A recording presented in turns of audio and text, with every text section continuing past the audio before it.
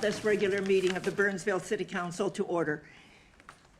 It is our tradition to stand for a moment of silence, followed by the Pledge of Allegiance, and we invite you to join us.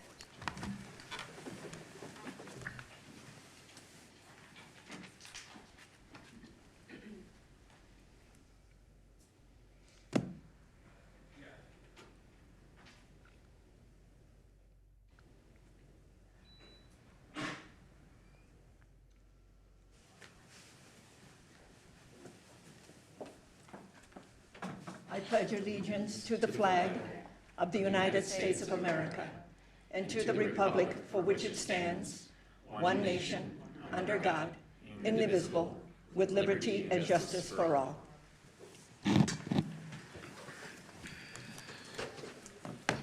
Good evening and welcome, everyone. Members of the public, we welcome you here in person tonight, and the public can also choose to watch us at burnsvillemn.gov/meetings or Comcast Channel 16 or 859. The public can also participate through Zoom by joining us at zoom.us/join. More information is available on our meetings webpage and in the council agenda packet. We have announcements and we have a proclamation and we have an award or a recognition of one of our members. Our announcements have to do with all of our upcoming meetings. Regular council meetings are scheduled for Tuesday, October 7th at 5:30 p.m. and Tuesday, October 21st at 5:30 p.m. We have a work session that's scheduled for Tuesday, October 14th at 5:30 p.m. And unless noted, all meetings of the City Council are in the council chambers.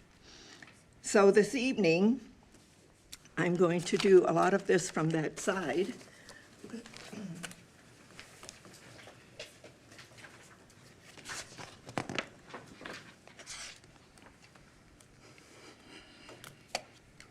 Staff and members of the public and members of the council, one of the things that we do here in Burnsville is to recognize our employees who have served the community for 20, 30, 40 years. And tonight, we're recognizing one of our members who has served us for 40 years. And Mr. Garrett Beck, who is the Director for Recreation, Parks, and Facilities, is going to do the tribute. Here. Yeah.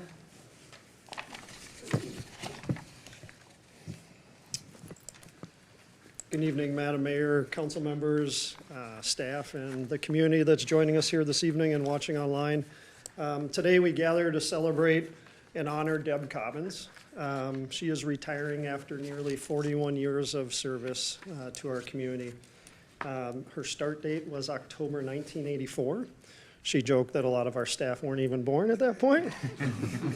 But Deb's career has left its mark in our community and our organization, and it's with heartfelt gratitude that we reflect on her services here this evening. Deb's journey has been one that's been both diverse and impactful. She spent much of her time working in the city in our recreation and facilities office, supporting all the different activities that we have going on in that department. But in addition, she also joked that one of her favorite things was other things as assigned. And she had an opportunity to do a lot of meaningful work with other departments in our organization. She played a pivotal role in advancing our Laserfish implementation across the organization, and actually was part of a team that won an award for that later on. She provided starting so early, she provided meeting minutes for Planning Commission and City Council. She's played a significant role in elections each year that we do that, making sure that our community is welcome and have a good experience when they come in to vote. Also was part of rolling out DocuSign. And she mentioned perhaps one of her favorite things is she got to serve as the Burnhamwood Golf Course clubhouse attendant as our organization navigated through COVID back in that time. So additionally, Deb returned to college as an adult learner and earned her bachelor's degree in communications and political science from Augsburg University, which is just a testament to her desire to continue to learn and grow. As I mentioned, during her time here, she was recognized for the Laserfish Award and also received the prestigious Mayor Starfish Award. Deb's unparalleled knowledge of our department, our organization, and our community, combined with her exceptional customer service, is really the cornerstone of the legacy that she leaves behind. Asked about her experience, she cherished the versatility of her role, the people that she worked with, and joked about the fact that we often got in trouble in recreation because they were so loud and laughing, and other departments would have to ask us to quiet down. But those all led to just some of her great experiences and memorable moments, and impacted the lasting relationships that she formed, which is evident by a lot of former employees that are here tonight to be a part of this. Reflecting on her time, Deb said, yes, we played, but we also worked really hard. As Deb steps into retirement, she looks forward to exploring new adventures. She noted her son humorously has a concern about her undefined hobbies and what she's going to be doing, but she's confident she'll be able to figure out her next passion, which includes traveling and hopefully getting to Europe as part of her bucket list. Deb leaves us with the timeless advice, never take yourself too seriously. And so Deb, with your dedication, warmth, and infectious spirit, you've really enriched our department, our organization, and touched countless lives. Thank you so much for nearly 41 years of service. We wish you a retirement filled with joy, discovery, and well-deserved relaxation, and just know that you are always part of our family.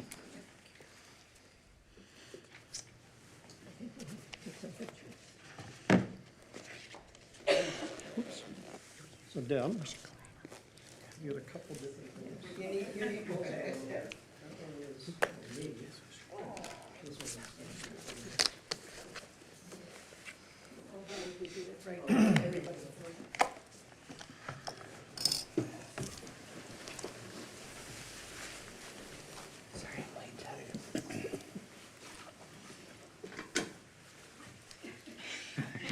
You got it? You need a few more hands.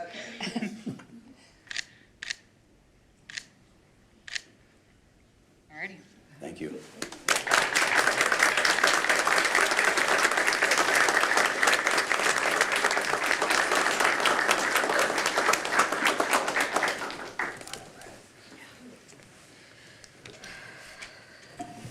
We also have a proclamation.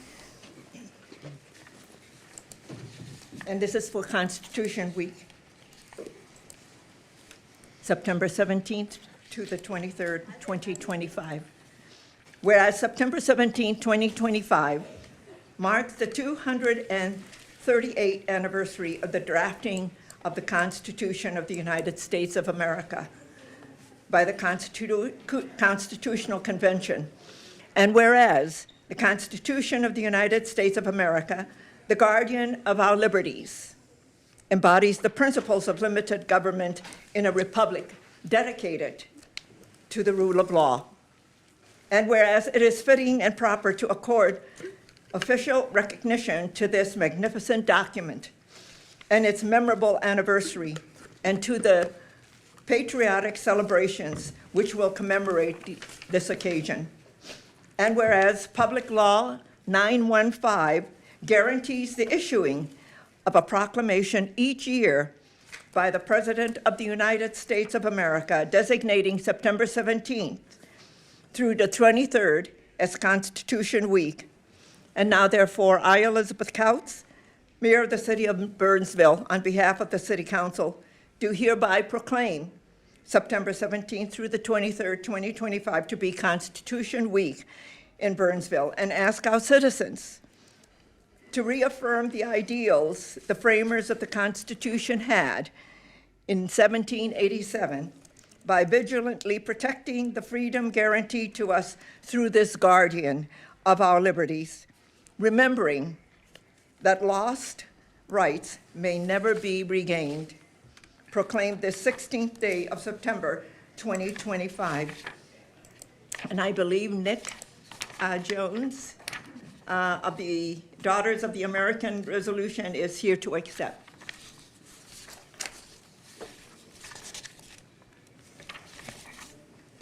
So we'll take photos right here.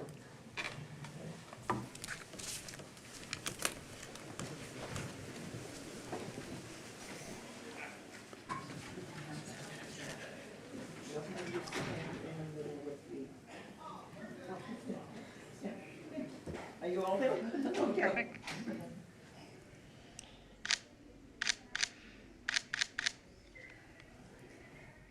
All righty. Thank you.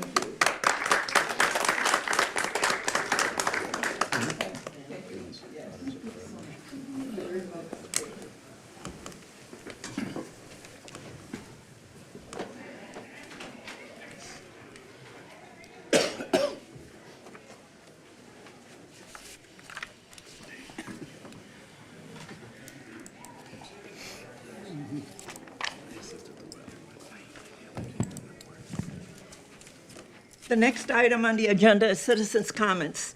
This is the opportunity for anyone that would like to address the council on an item that is not on the printed agenda and not an application form that will be coming before us at a future date. Is there anyone who wishes to address the council? Anyone who wishes to address the council? Mrs. Henderson, anyone online? No, there is not. Thank you. We will move on. The next item is additions to the final agenda, and this is for emergency items only. City Manager Lindberg, are there any emergency items to come before the council? Not from staff, Mayor. Members of the council?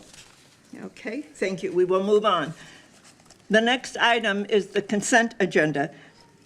This is a group of items that's considered to be routine and will be enacted by one motion. However, an item on the consent agenda can be removed for a separate discussion and vote. Is there anyone in the audience who wishes an item on the consent agenda to be removed for a separate discussion and vote? Anyone who wants to remove an item? Mrs. Henderson? No, there is not. Mr. Lindberg? Not from staff, Mayor. Members of the council? May I have a motion to adopt the consent agenda, So moved. please? Second. There's a motion and a second. All in favor, please say aye. Aye. Opposed, say nay. And the motion carries. Thank you. We will move on to the regular agenda. And the first item on the regular agenda is item 5A. And this is the MSP Burnsville LLC request for a plan unit development amendment and a conditional use permit to allow for a long-term care facility at 14400 Nicollet Court. They're also asking that we adopt the ordinance and the findings of fact. Mr. Moroza, Planning Manager, is presenting. Sir, the floor is yours. Good evening, Madam Mayor and Council. Thank you again for this opportunity. MSP Burnsville LLC has submitted an application. MSP Burnsville is the property owner. The application is to convert the Hampton Inn Hotel located at 14400 Nicollet Court to a long-term care facility. The long-term care facility would provide housing and treatment for substance use and related mental health care. The property owner, it's worth knowing though, the property owner has not identified a tenant at this time. They were hoping to receive approvals tonight and then go to market and find a tenant in the future that would meet the conditions of approval and standards set forward tonight, if approved. Again, the proposed use, the facility will not be providing detoxification services. Everyone would receive that at another facility before receiving a referral from another healthcare provider to attend this facility. So no detoxification services will be provided on site. This facility would be licensed by the state of Minnesota, and they'll be providing 2 levels of care. The first level of care is level 3.1, 30 to 60-day live-in program with therapy, support, and basic medical care. This is a less intensive setting than compared to the level 3.5, which is a 60 to 90-day live-in program with 24-hour addiction treatment, including therapy, medical care, and support. It's worth knowing too, this facility will not be a secure facility, it'll be non-secure facility, so clients can come and go as they like. The request requires 2 approvals for a subject property. The first one is to amend the existing plan unit development to allow for the underlying B3 zoning district uses. And then the second is approve a conditional use permit to allow for a long-term care facility. It's worth noting within the B3 district, a long-term care facility is a conditional use within that district.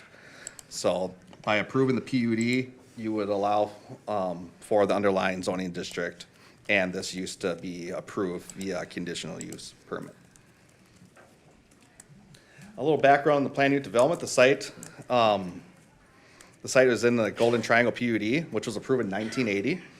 As it was originally seen as the gateway to the Twin Cities with corporate offices and corporate uses. Over time, the PUD has been amended to allow for general businesses, such as hospitality uses like the hotels that are currently out there, the 3 hotels, I should say, and a restaurant. There's also a gas station, strip retail, and a business, multi-tenant business building. However, for the subject site, it is limited to, the PUD limits the property to strictly hotel uses only. No other uses are permitted on site on the subject property besides hotel. That is why the applicant's requesting a PUD amendment to allow for other underlying uses, such as a long-term care facility. Little background on conditional use permit. As previously stated, this application does require a conditional use permit. Conditional use permit is a quasi-judicial review to determine if a sensitive use meets specific conditions in city code. The city code requires 10 findings to be satisfied based on evidence showing that the use would not negatively affect health, safety, property, and neighborhood characteristics. The city can attach reasonable conditions to a conditional use permit to reduce potential impacts of the use on the community and the surrounding area. Again, the state of Minnesota is responsible for licensing the agency. The city does not license the facility. The proposed conditional use conditions, it's been a collaborative effort between planning, police, and fire, and the applicant to identify key operational and safety considerations. The applicant has submitted 22 draft conditions of approval based on their prior experience. Those conditions submitted by the applicant are intended to address and resolve questions and concerns that were previously identified by staff in the numerous meetings we have had with the applicant. Staff did add 4 additional conditions on top of the 22 submitted by the applicant. Those conditions are the limiting to the number of beds as required by ordinance, requiring the applicant to have connections with local healthcare providers to provide healthcare services, and building permit requests, and one other item that doesn't come to my mind at the moment, so I apologize, but one other condition. Again, these conditions are cover permitting, regulatory compliance, building safety, staffing, security, and community relations. With a conditional use permit, there is some enforcement mechanisms that go in hand with this to ensure that the conditions of approval are enforced. The applicant would be required to submit a plan for review and approval by city staff prior to operation of the facility. These plans that the applicant will submit will be based on kind of the previous slide, that about regulatory compliance, building safety, security, to name a few, also health plans and first responder plans. In case of emergency, and it says that right below that there, the plan will take care of those. And visitor procedures is another one that staff wanted to include, so we know how the site will operate. Again, these plans will be submitted by an operator once they are identified prior to the issuance of a building permit. So once the applicant does find a tenant, they would submit these plans for staff review and approval prior to the issuance of a building permit.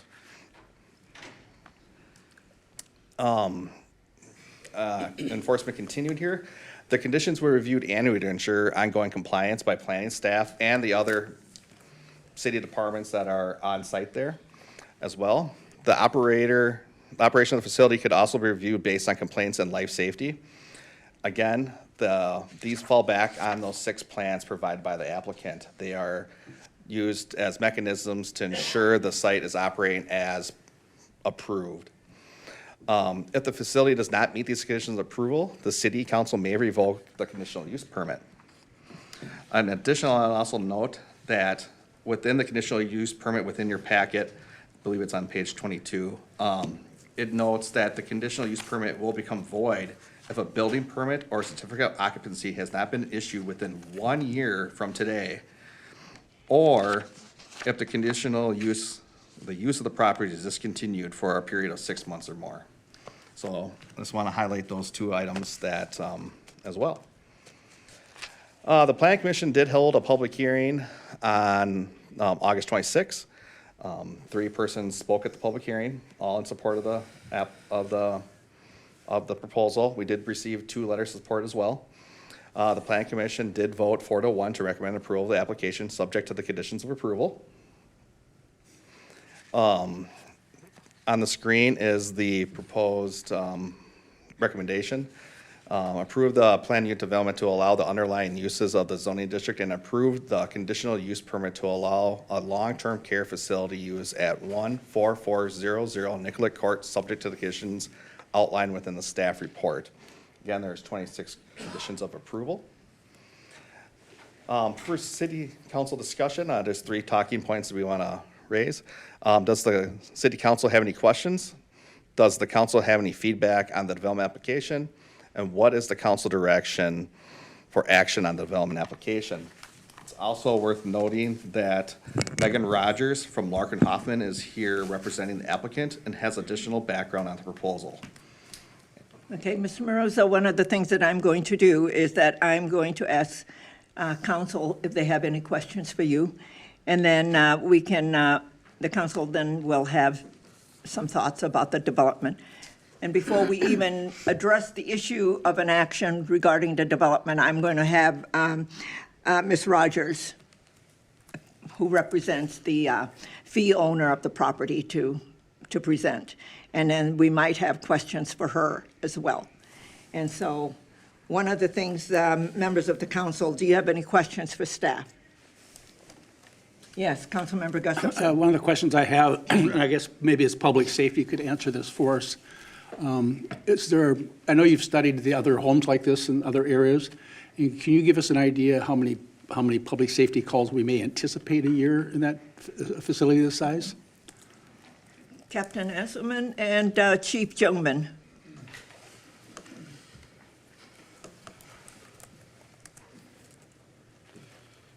Madam Mayor, Council, thank you. Sean Anson with the Police Department. I can only, because we don't know who the tenant is, it's hard to get that exact type of, number on that, but I can look at facilities that are similar in nature, similar in size. Based off this proposal, they have proposed 149 beds possibly, that could be changed, but that is also a high number. So the current, or the closest I could get to is a Maplewood facility that has 104 beds. And just running some of their police calls for service and fire, we're looking from Jan 1 to 24 to August 28th, about 260 to 280 calls for service. So that's, again, not necessarily apples to apples, but that's on a 104-bed facility, and that's kind of what we have to go to without knowing exactly who the proposed tenant's going to be. So, and BJ might have Chief Jungman. I would echo Captain Anselman's comments. Is the category they're in is pretty broad, and that it appears, from at least my understanding of talking to my colleagues, the operator is an important component here to determine kind of how many calls for service, and led to a lot of the staff discussion about some of these requirements on plans, things like non-emergency medical transportation, right? So they're not calling us if it's a minor emergency of some sort. We're happy to provide service if it's something major. But I can tell you we have a much smaller facility, but they do some more acute work than what this is planned to be. And we have a significant call volume there that's for the year well over 50, just for anywhere from 8 to 15 beds. So if that gives you an idea what we currently have in town, but that's a different use, but it is a treatment facility. Thank you. Okay. If Chief and Captain, if you can stay on. So the thing is, the largest facility is Hazelden, am I correct? how many beds are at Hazelden? That is correct. Everything I have for stats wise in Minnesota, that's the largest. It's 250, Mike, is that, I think, somewhere in that range, 250 beds. Okay, and then at 149, will this be the second largest then, if Maplewood is 104? Correct. Okay. So one of the things that I would like to understand from both of you is that how is this going to impact our relationship with the hospital? Because if there's a lot of calls, that's going to be affecting the hospital, and you've had conversations with them? Madam Mayor, members of the council, we've had some initial discussions with them. We have a planned meeting coming up. Again, it's hard to say because not everybody goes to the local hospital, right? Depending on who their insurance carrier is, they could go to a number of hospitals across the metro. Presumably, if they're local, they may go to our local hospital, but there may also go to other hospitals. But yes, we've made Fairview Ridges aware of this and have a meeting plan coming up here to discuss this further with them. Okay. Next question. Because we don't have a tenant, an operator, we only have the application, it's by the fee owner of the property. And what we understand is that there are two categories of service, 3.1 and 3.7, the two different categories of service. What's that impact to service? 3.5. 3.5? Yeah. Yeah. What do you think projecting that demand for service is going to be? Any idea when you're talking to your colleagues in other cities? Madam Mayor, members of the council, I think our best comparison is the Maplewood facility at this point, as Captain Anselman spoke to. Again, I think it very much depends on who the operator is, what specific type of treatment they're going for, and how they staff the facility and train the folks, and what plans and training they have in place. So I think there's a lot of unknowns that it would be pretty hard to guess. Like I said, I think our closest comparison is the Maplewood facility that's over 200 calls for service a year currently. And that's 100 and some beds, 104, I think is 104 beds. So I think when you're drawing comparisons, that's the same level of service as the applicant's applying for. So I think that's our best comparison right now. But again, from a public safety standpoint, we're concerned not knowing who the operator is and not having solid plans to say, here's what we're actually going to do here. So I do know that we do have other state licensed facility in the city. Do we know how many state licensed facility for drug and alcohol treatment like this is going to be? Do we know? Madam Mayor, members of the council, I don't off the top of my head. I know of one for sure, but I don't know that there's others off the top of my head. I don't, Mike. Yeah. Yeah, because the thing is, we already have some in the city, but Yeah, Mayor and Council, we do have 5 other treatment facilities, but they are not, there's only one other inpatient, that is Abrea, that's inpatient. The other ones offer day services. This is going back against Department of Health data, and according to their website, this data is from August of '24, so it is outdated. It's also worth noting that under Minnesota state statute, you can have a residential care facility in residential neighborhoods if they have 6 or fewer persons. And so that's a number we do not know. We know there's 146 different ones that we have known. But that are licensed by the That are state. licensed by the state, but that could be there's a lot of Yeah. variety there. So there's, that 146 is just a gross number. We don't know which Specific one of those services are are. those services.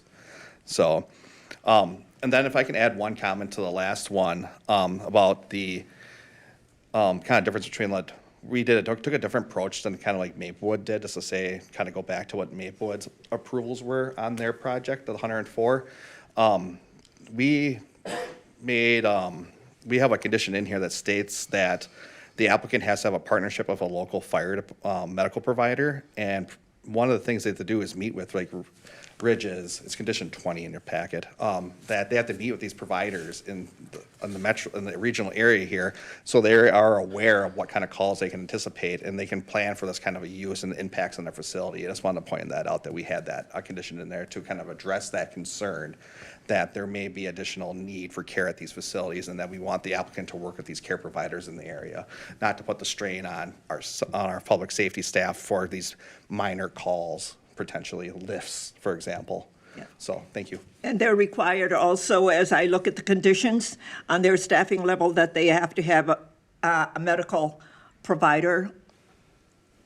That's correct, Mayor. That was a condition that came from the applicant, that they also have staffing levels too, depending on the level of care within the conditions of approval.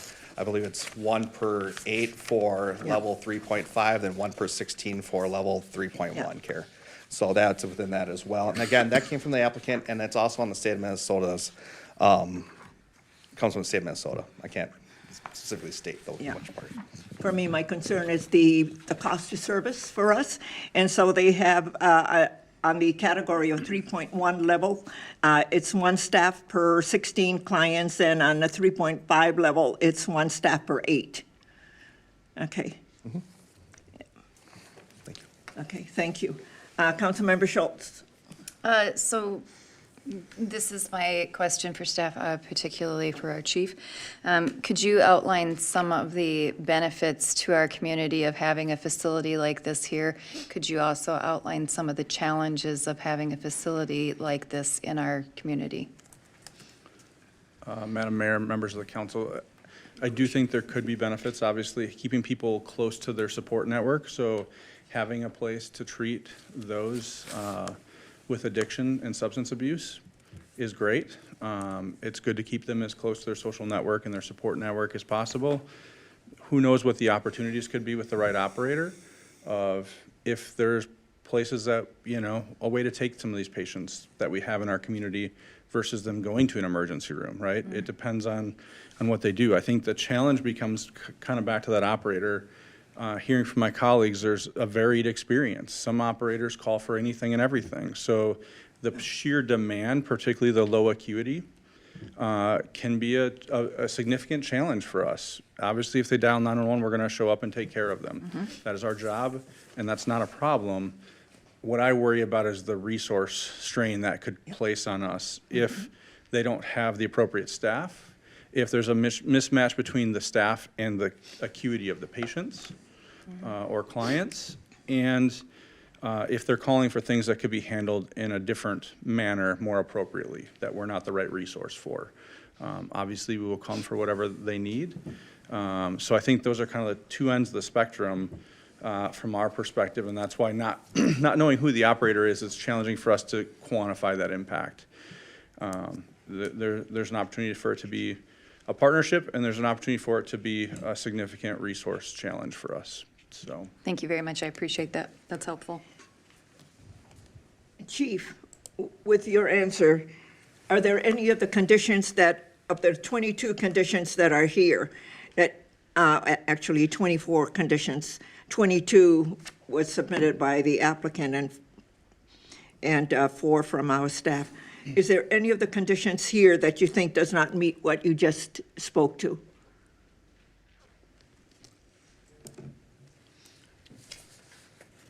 Madam Mayor, members of the council, I don't believe so to the best of our ability. The problem is we don't know what we don't know. Yeah.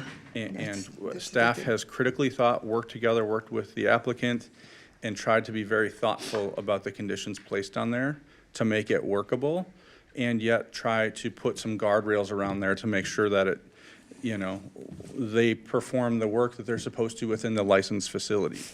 I think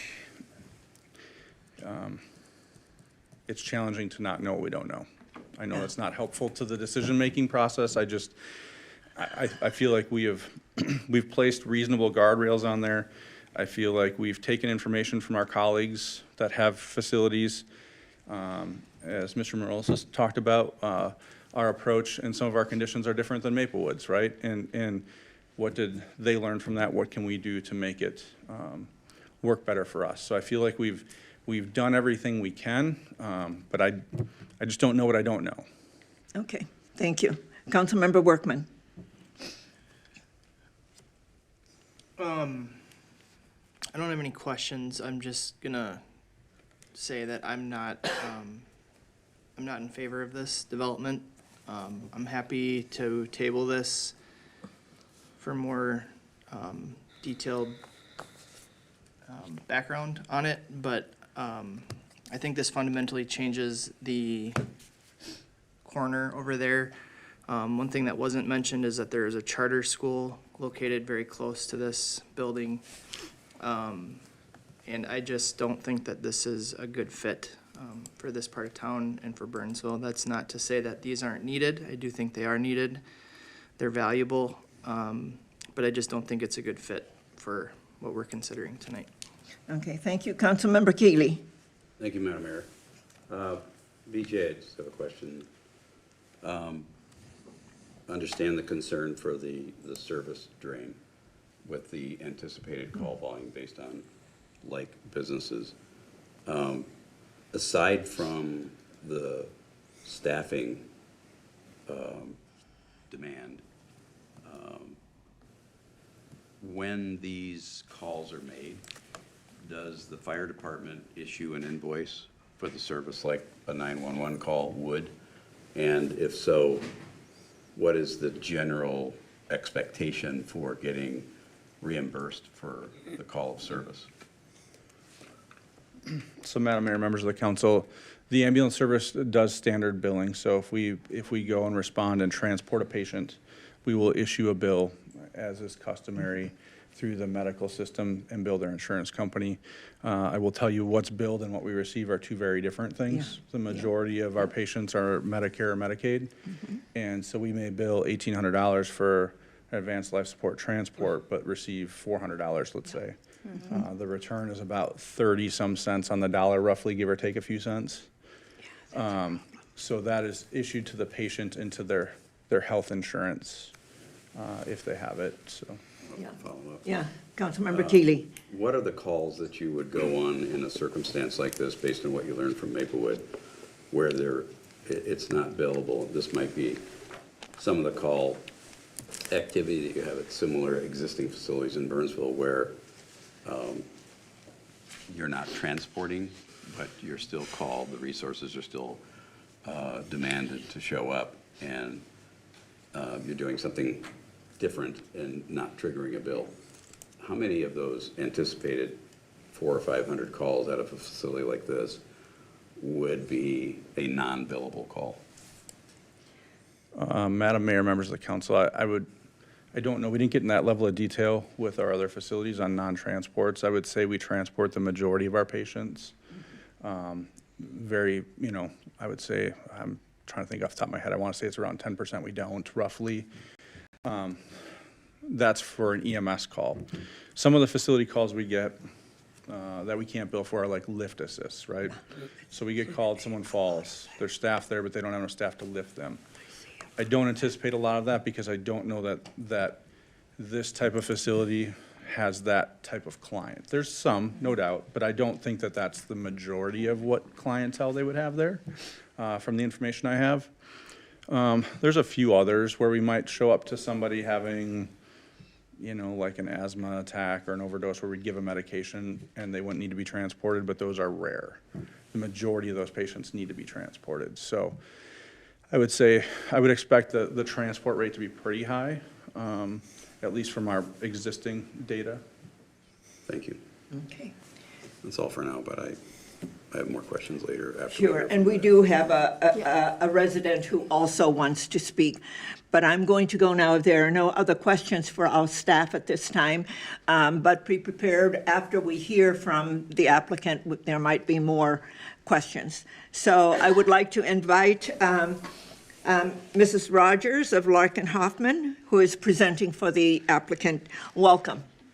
Hi, good evening, Madam Mayor, members of council. Megan Rogers from Larkin Hoffman, and pleased to be here in front of you this evening to talk about this project.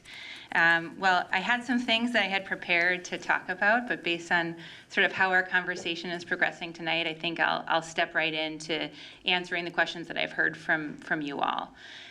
So from a preliminary perspective, I heard your police and fire chief, who we've had the ability to work with and appreciate our time spent with their team, say we just don't know who the end user of this site is going to be. And my answer to you this evening is that's perfectly fine that you don't know who the end user of this site is going to be, because you all, and specifically through your police and fire chief and your planning staff and your building official, are going to have an opportunity to say whether or not the user who comes forward is appropriate for this site. So I'd like to spend a little of time talking about our conditions of approval and what they mean and why we've suggested them for this property. So first and foremost, as I shared with the Planning Commission, we intend to run a best-in-class facility here. This is not intended to be a facility that simply meets standards or that is code conforming. This is intended to be an extraordinary project in a site that is appropriate for it. And so the reason why we have 22 conditions of approval that as the applicant we have put forward is because we expect any user who comes to the table to provide services at this site to meet those standards. So these conditions of approval are going to be incorporated not only into our lease agreement with a longstanding provider and operator, but they're also now embedded into the land use approvals contained within your code. And let's talk about what those approvals look like and the type of control that you retain over this project to ensure that it doesn't cause some of the accessory impacts that you've addressed already this evening. So first and foremost, this is the preliminary stage of approval for this project. If we receive an approval of the conditional use permit from this body, then we would go out and we would seek a provider who is going to be able to comply with the standards that we've set before you. They, again, exceed the operational standards underneath your code, as well as underneath the statewide licensing ordinance. Then that provider is going to need to come in, and they are going to need to meet with every single one of the staff members that has testified here tonight, and they're going to have to talk through these issues, and they're going to have to talk through how their plans and their operational protocol meet the standards that are set by this conditional use permit and that are set by your staff members. So there need to be plans that meet the expectations of police and fire, and these conditions are specifically drafted to provide a high level of discretion so that this is a collaborative process. We intend for this site to be a successful use, and we believe that these conditions actually support in making sure that you do have a first-in-class, best-class facility here within the city. One of the things I think is helpful, and we presented this information to the Planning Commission as part of their packet, and it's part of the work that we've done with your staff, is that, so we have done a significant amount of work, and my colleague, Jason Lennox from the One Arrow Group is going to share a little bit more about the underlying operations of these sites from an operator's perspective. So we're not coming in just as the land use lawyer saying to your staff, okay, these are the conditions of approval. And we also have a consultant as part of our development team that is experienced with licensing these properties as well as operating these properties, and then also in writing the protocols for properties, right? These are operations plans that need to be approved by your staff. But so what we found, so a number of things, there are a number of comparable sites, and what I'll note for you is that the way that the state licenses these are in 3 different categories underneath the same 3.1 and the 3.5 level of treatment. They can be licensed as a board and lodge facility. So the Retreat in Wayzata is one of the longer serving board and lodge facilities. They provide the same level of 3.1 care at that site. They are permitted by the state for over 100 clients to be served at a time. They have generated no police calls this year. And the protocols that we have in place for this site are very similar to the protocols that we have in place for that site. And I have actually requested from the city of Wayzata any of their operations plans that have been submitted to their staff, so that your staff could have that in the background as well. But generally speaking, based on our publicly available data from your police department, the city receives an average of 1,000 medical calls a year, with approximately 380 crisis calls and 25,000 total calls annually. So your police department's doing a great job. So comparable behavioral health operations suggest that the proposed facility could generate up to 104 medical calls and approximately 156 general police calls per year. And I want to acknowledge the 200 call number that the city of Maplewood has provided. I think that that's valid data for you to consider. What I would suggest, however, is that a similarly branded hotel, brands of hotels make a difference in terms of the number of police calls that are generated. A similarly branded hotel in the city of Bloomington regularly generates 77 annual calls for service. So we're not going from 0 calls to 200 calls or to, as we would propose, 156 total calls, but rather we're subtracting those calls that staff would have received preliminarily. And one of the reasons why police calls are certainly a drain on community services, but another reason that police calls can be problematic in this situation is based upon the location of the property and the impacts on associated property owners. One of the things that I think we're very proud about is that we've been really intentional in terms of looking at a potential facility in the city of Burnsville.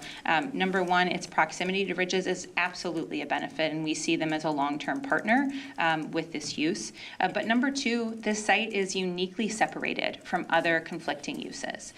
So this property is within your B3 district. Your B3 is your highest level of commercial intensity that you provide within your code. And while I want to be very clear about staying away from stereotypes or talking in a negative context about people receiving treatment. Your B3 district is the same place where you allow for adult services, for adult stores, and also some of those higher intensity, oftentimes thought of as nuisance condition uses. And that's one of the reasons why we think this site is particularly appropriate, is because it doesn't have adjacent residential impacts. And even, sort of from that charter school conversation, there are 2 educational facilities. There's a classical academy that is over 13 minutes away walking and is across 42, and then the other charter school is on the other side of 35W. So it is not immediately adjacent to this facility in terms of accessibility, if there are some concerns with regards to that. I think it's also important that, this has been a long process with your staff and a collaborative one. And Jason Lennox is going to talk a little bit more about the need for this in your community. But one thing that I want to make very clear is that we are committed to further conversations. If tonight is not the night to have that conversation and more work needs to be done, we stand ready to do that and to look at the conditions more thoughtfully and to get direction from this body on what is necessary for us to be able to successfully move this project forward. And at the same time, I believe, and again, great credence to your team and to your staff, is there are 10 findings within your zoning ordinance for conditional use permit approvals. And the Planning Commission in conjunction with your staff has recommended that our plans, based upon those very restrictive conditions and the opportunity for further professional review by your team, are appropriate in granting the conditional use permit is appropriate. Lastly, I think one of the really important components here is community relationships and accountability. And one of the things that you will find that we haven't talked about in the overall conditions of approval is that every year we are required to submit a compliance report. And there is an opportunity for the city to review that compliance report and to provide further conditions for those operational plans. And lastly, and most importantly, is that if if this site is not working well, if the people who show up who say they're going to do what you have asked of them, you have broad legal authority to revoke this permit and to shut the property down. And we acknowledge that. And that's not something that we typically like to do as land use attorneys when we bring forward a conditional use permit, is to give the city sort of really broad swaths of way to say you did it wrong. But we recognize that this is a unique use and that it's appropriate to give the city comfort in terms of our ongoing operations. But with that, I want to talk a little bit, I think Jason Lennox is particularly well suited to talking a little about the stigma and perceptions around this use and why it's particularly important. So I'll turn it over to him. Thank you so much. And I stand ready to answer your questions later. Thank you. One of the things that, so I think we have council members who have questions for you. Okay. But I'm also going to hold my questions for you until I hear from a resident who has been the former mayor of Burnsville, who has great knowledge about this triangle, the Golden Triangle property. And because the PUD that this property is under, and says it's for hotel use only. So it is, the first thing that we have to do is to amend that and then get to a CUP. But I want to hear more before I ask you my questions. But we have council members who have questions for you. Councilmember Schultz. I'm going to defer my questions. I would like to hear him speak first. And I think Yeah, I have some Commissioner Workman questions. has questions. okay, Councilmember Workman. Thank you. I'd just like to get these while they're fresh after your statements. You had mentioned that there's no charter schools nearby. There is Hickma Academy that is located one building away from this location inside of that Nicollet Circle. And it looks like it's a pre-K school. So that's what I was referencing when I had mentioned that. Thank you for bringing that to our attention. It's not located on Google Maps, so, but we did do, we have provided individual notice to every person, including within the 500-foot radius, as well as personal, our property owner has gone door to door in the office building, as well as in the strip mall, the strip retail that's there, and we do have letters of support as well from the surrounding hotel owners. Okay. I'm- Yep. You have It's a follow-up? I've got a few. Okay. Yeah, and it is just a Somali charter school, and that may have played a role in why they maybe aren't here. You had mentioned that this would be a best-in-class facility and then referenced the retreat in Wayzata, and I did just do a quick Google search of what the retreat in Wayzata is. And they do have I'll just say, they are located into a park reserve, and it looks very nice. It's away from, I think if you drove by it, you wouldn't even know what it is. It looks almost like a country club with all the amenities and everything. If that's the standard for best in class, I would be curious how you would be able to recreate that here with very tight zoning on a very tight piece of land. I did check the county GIS, and there is land, but it's not owned by this property owner. It's encircled by 2 parking lots. So I would just need a little bit more clarification on what that means as it relates to this property. And then how many operators are there, and this may not need to come right now, this may flesh itself out, but how many operators are there that are going to meet this requirement? We were told that there was an initial operator, but that they had dropped out. So I'm just curious, how many others are there in the state that would be willing or able to meet these requirements? And if that's not an option, does that mean that we would be dealing with an operator from outside of the state? Absolutely, Madam Mayor. Mrs. Rogers. Councilmember Workman, thank you so much. So this would be a single operator facility. And I use the Wayzata example because I think oftentimes Wayzata has a certain connotation to it.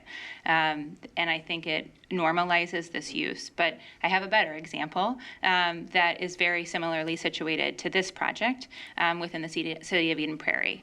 And actually the user that was going to potentially operate this site is the one that currently operates a facility in Eden Prairie. And we have provided your police and fire department with those call numbers. They've been very low. They've had 7 since they opened earlier this year.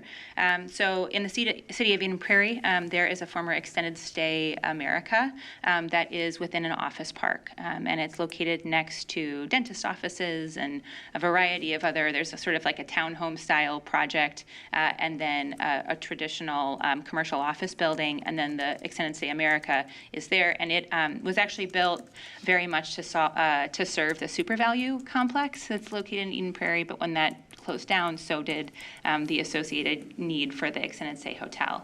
And so North Star Regional Services has been operating that site, has taken control of that site under a very similar model since the beginning of this year, since 2025. They opened in April of that time. They have a higher they have a sort of a higher care level that's associated with that use. So they have both 3.1, 3.5, and then withdrawal and detox management on that site.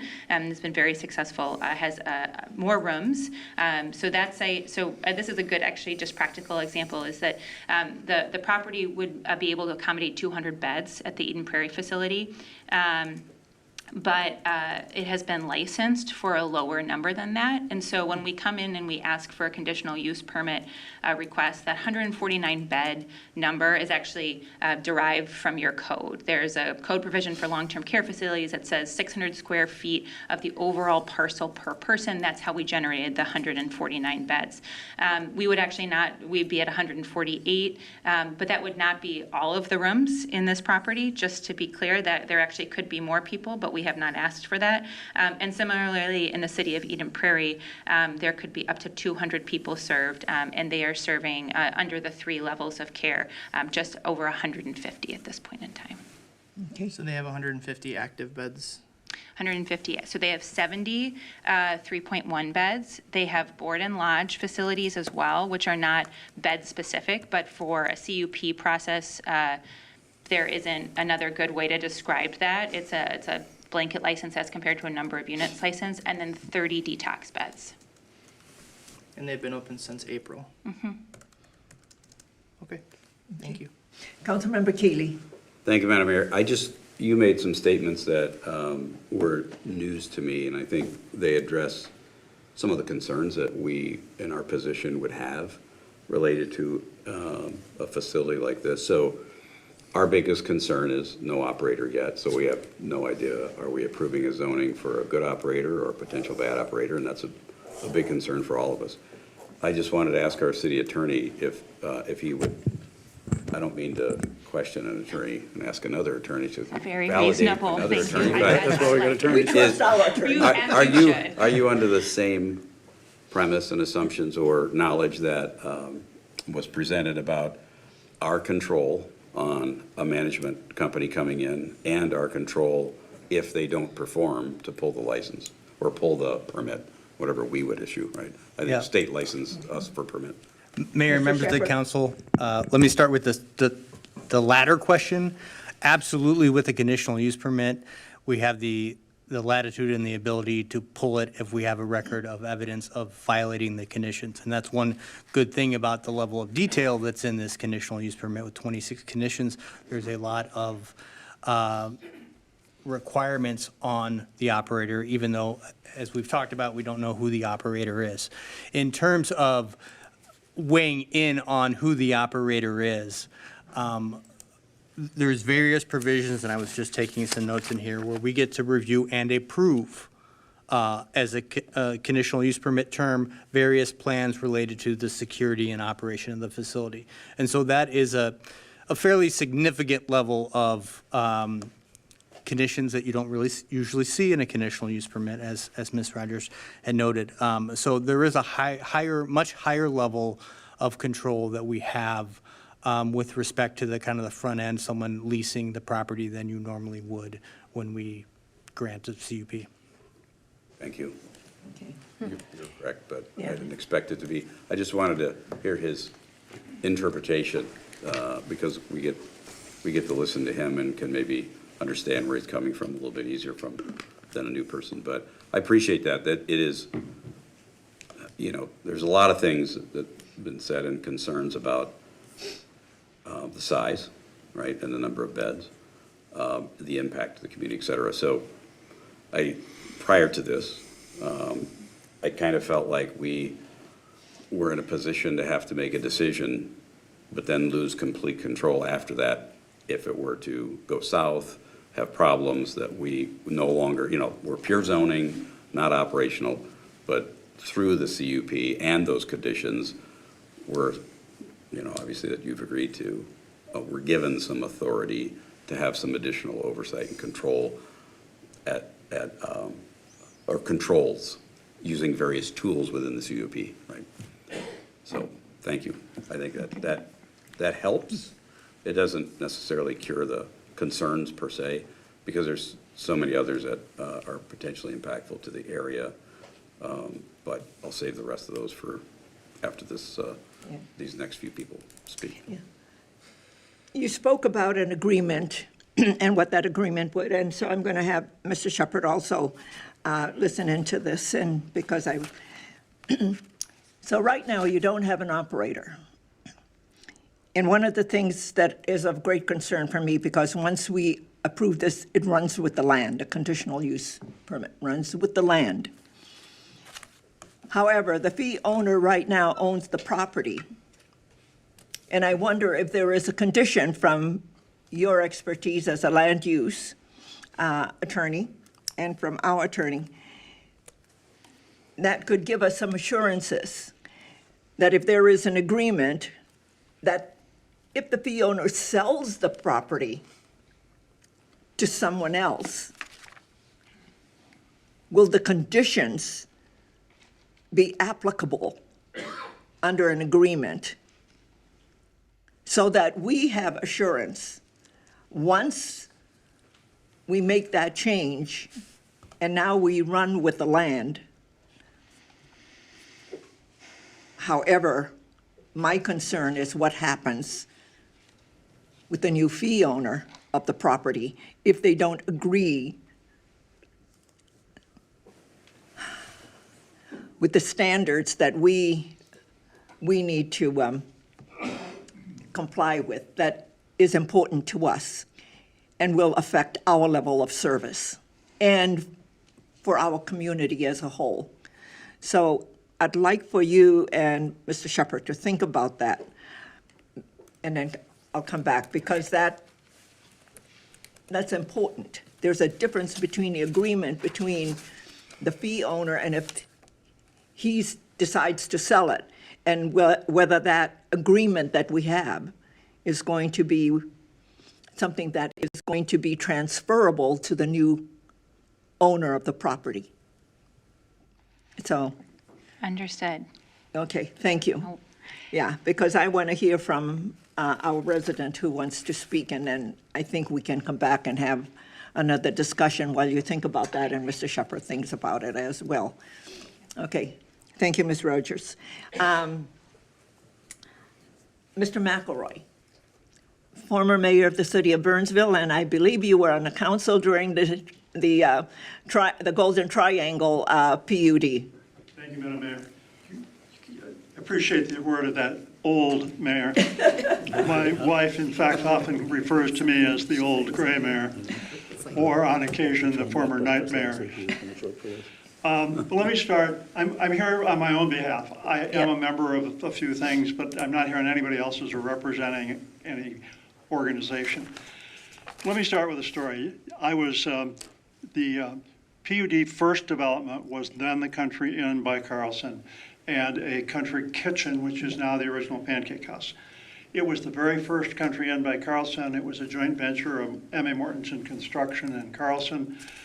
At the grand opening of the hotel, there was a ceremony out in front of the country kitchen On one side of the young mayor, I was young then, was Kurt Carlson Sr., and on the other side was M.A. Mortensen. Carlson turns to me before we get started and says, "Are you the mayor here?" And I said, "Yes, sir." He said, "Are you the ones who made us put brick on our hotel?" I said, "Yes, sir. It's part of the standard for this zoning district and for our Golden Triangle." And he said, "You did the right thing. I'm glad you did that. We're going to put up the brick on all of them from now on," which I appreciated. And it did happen for 20-some years. They put brick on country inns. So just raising the point that this development started by establishing high standards and staying with them. The reason I decided to come tonight, I have a couple of minor concerns, but I'm mainly concerned about the Fairfield Inn, the American, and the original Pancake House. You know the history of the original Pancake House. It's been there since 1987 or 88. The permit says 87. I don't think it opened until 88. It was a country kitchen for just a few years. Yeah. It was Fuddruckers for about 10 years. Yeah. And then it had a laundry list of operators up until 2016, when it was purchased by and opened as an original Pancake House. Mm-hmm. They've operated it for 9 years. It's become important in the community. They're busy. Remember, we moved our Rotary Club meetings there. I'm active in the community, in the senior center, and the senior center men's breakfast is there. You don't go in there when there isn't a church Bible study group or a wide variety of other things. And so I appreciate the fact that there are conditions, and I know the Larkin Hoffman firm has a long history of representing clients before this council and in our community, and I appreciate their sincerity. I also spent 7.5 years at the Minnesota Lodging Association. I'm also sympathetic to the position of this hotel owner. The Hampton Inn by Hilton franchise is owned by Hilton. They added an additional hotel in Lakeville, less than 10 miles, probably 6 or 7 miles away, that's newer, a flashier standard, mm-hmm. and more visible from its exit. But you look at, for example, the Fairfield Inn owners who've just done in the hotel trade, they're called PIPs, property improvement. In the real world, they'd be called remodeling. And they're expensive, and the Fairfield just did that. I understand the pressure. If this were to stay a hotel, there'd likely be a franchise-required remodeling, which is expensive. So we want to be thoughtful to that also. Let me raise just a couple of concerns. One is the capacity issue. I think it's an 80-some room hotel. Some of those rooms may be needed for office space or counseling space or classrooms or other things. I was quite surprised, if we're talking simultaneous users, and the difference between residents and people who may come for treatment or classes but are not resident there. But 149 seemed like a lot to me. Second issue is kind of public relations, but I think it's kind of important. And this also goes back to a story. Some of you may remember when Dakota's Children built a facility on Kennelly Road for developmentally disabled teenagers. And it was structured in such a way that the neighbors got excited. After it was there for a while and it operated well, the leader of the group that opposed it started a Boy Scout troop for the young people who lived there. So this can work, but we have to be thoughtful about it. And one of the things is there's no name yet. And as the applicants and the owners and the city think about what to call it, I would urge you to think of a name like Nicollet Residence, Nicollet Care, Nicollet something, not Behavioral Health Center for Chemically Dependent and Mental Health Treatment. Only because if you're taking your grandchildren for breakfast at the original Pancake House, and the sign across the street says mental health treatment, it may not be right or fair or look a good idea, but it could have an impact. And so what you call this thing, I think, is important. And I hope people will be thoughtful about that. When I read through everything, I was a little concerned about the timing. So I appreciate the fact that there's a limit of 1 year to kind of look at this thing. Now let me pick a couple of nits. Under the Minnesota Clean Indoor Air Act, it's likely that this smoking will be not allowed, at least in the public spaces, and they're going to need an outdoor smoking area. I hope they'll put that away from the Fairfield Inn and the original Pancake House. Yes, I think that would be helpful. There are mentions of security and security staff and security people. I hope it's important that their kind of job description include the outside of the building, not just the inside. What might happen in the parking lot or in things outside that may impact other users, the Fairfield Inn or the Pancake House or others. There is a next minor issue. there is a lot of parking there, and there is an overflow parking lot south of the original Pancake House and east of the hotel that's rarely used. In fact, it was leased out for storage space for a tree service for a number of years. I hope the permits, with the number of people here, the hotel does have a small swimming pool and a small workout area. But what people are going to do to keep busy, some of that may gravitate outside, at least at some times of the year.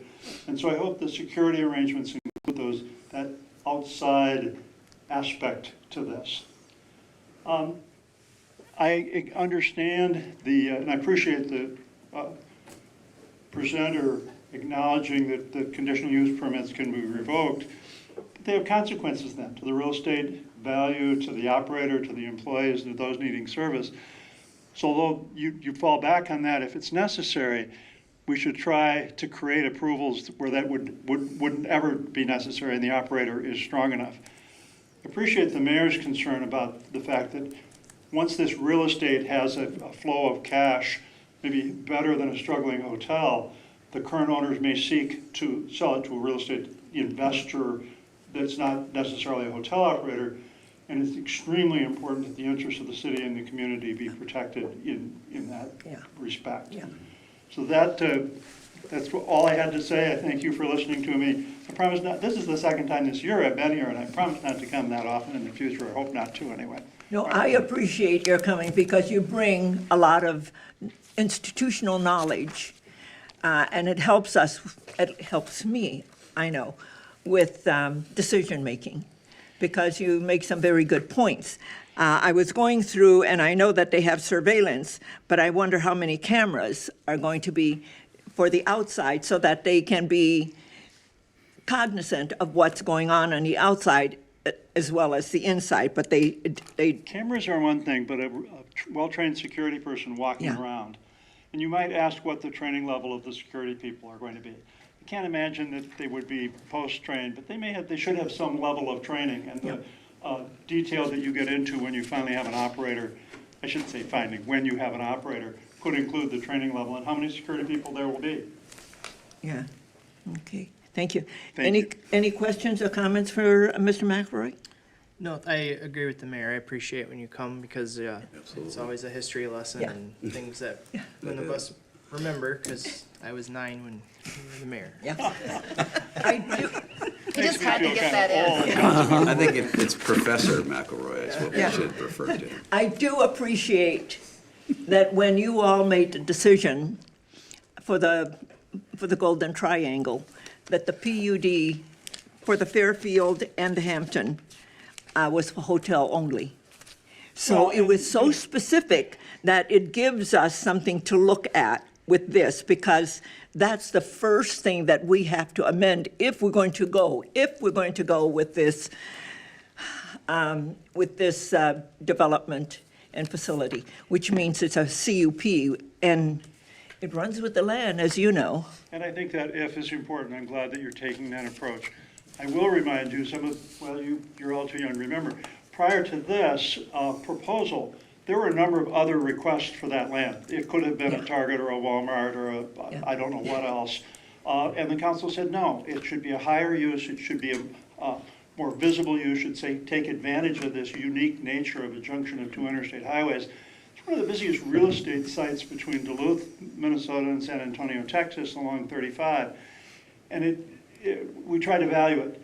And when Torkelson built those hotels, they certainly valued it, but times change, and the needs and competition for hotels change. Yeah.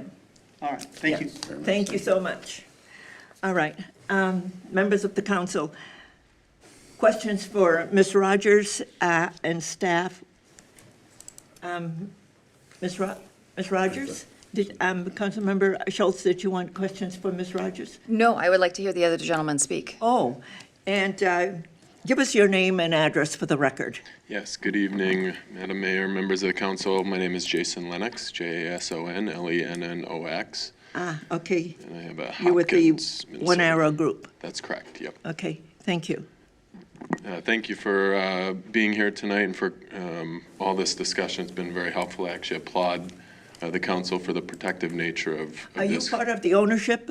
I am not. Well, I'm with the applicant, yes. You're- Yes. Tell us the connection. He is our advisor, and Jason can give his background, but I he will. is our specific advisor with regards to operations for the facility. Okay, it's good to know what your role is. Yes, I was getting there. By day, I do several things. I'm a speaker, I'm an author, but I also own and operate One Arrow Group, which is a consulting firm that works with behavioral health programs, mental health and substance use. We do three things. We help open programs, we keep programs open, and we improve outcomes of programs. Over the last year, we've worked with approximately 40 programs here in the state of Minnesota and a couple outside the walls of Minnesota. By night, you can imagine that's a lot. That's also what I do, so I don't get much sleep, but I work a lot. I also sit as the incoming board chair for MARCH, which is the Minnesota Association of Resources for Recovery and Chemical Health. That is the largest trade association here in the state of Minnesota. We work primarily with the legislature, with the government, with insurance companies to advance, to advocate, to do all the things for substance use disorder providers here in Minnesota. So that's a little bit about professionally what I do. I think as important here, I stand in front of you as an individual consumer of these kinds of services. 15 years ago, I had a near fatal overdose that landed me in a hospital and in a jail cell again, two places I spent way too many nights in my life. I was fortunate to be transferred from jail to a residential treatment center, a 3.5 level of care in Albert Lea, Minnesota. I spent 30 days there approximately, and then went to a 3.1 level of care for an additional 5 months. So I spent 6 months in exactly a program like this. I was 24 years old. I didn't know what I was supposed to do with life when all I had ever done was drugs and alcohol, how I was going to live a life. Those 6 months saved my life 100%. I did not know structure. I needed the safety. I needed all the things that came with this environment of care that I just didn't know was out there. I didn't know it was out there because there's a significant stigma that comes up in conversations all the time, including here tonight, about this kind of thing, substance use disorder. And that kept me from asking for help because I thought there was really something wrong with me. I was the person that the kids should be afraid of, that all the council members should be afraid of. That's how I lived my life for a long time, and that almost killed me over and over and over. In fact, I have this problem that runs deep in my family. I lost my father, who was 39 years old when he died from cirrhosis of the liver. Very young for something like that, but he too sought and sought and sought. And I think he battled a stigma that goes much deeper than many individuals can handle. And I think that's my most important role in this world because, you know, substance use and mental health combined are the third largest killer in our country. We lost 307,000 people last year in the United States alone to this, and 90% of people who need help don't get it. 95% of those that don't get it don't admit that they think they need it. Again, that is all rooted in the stigma that I lived and fought for many years, because we look at this thing like these are people that will do harm. The data actually shows different. The data shows that the highest crime rates actually happen at hotel establishments.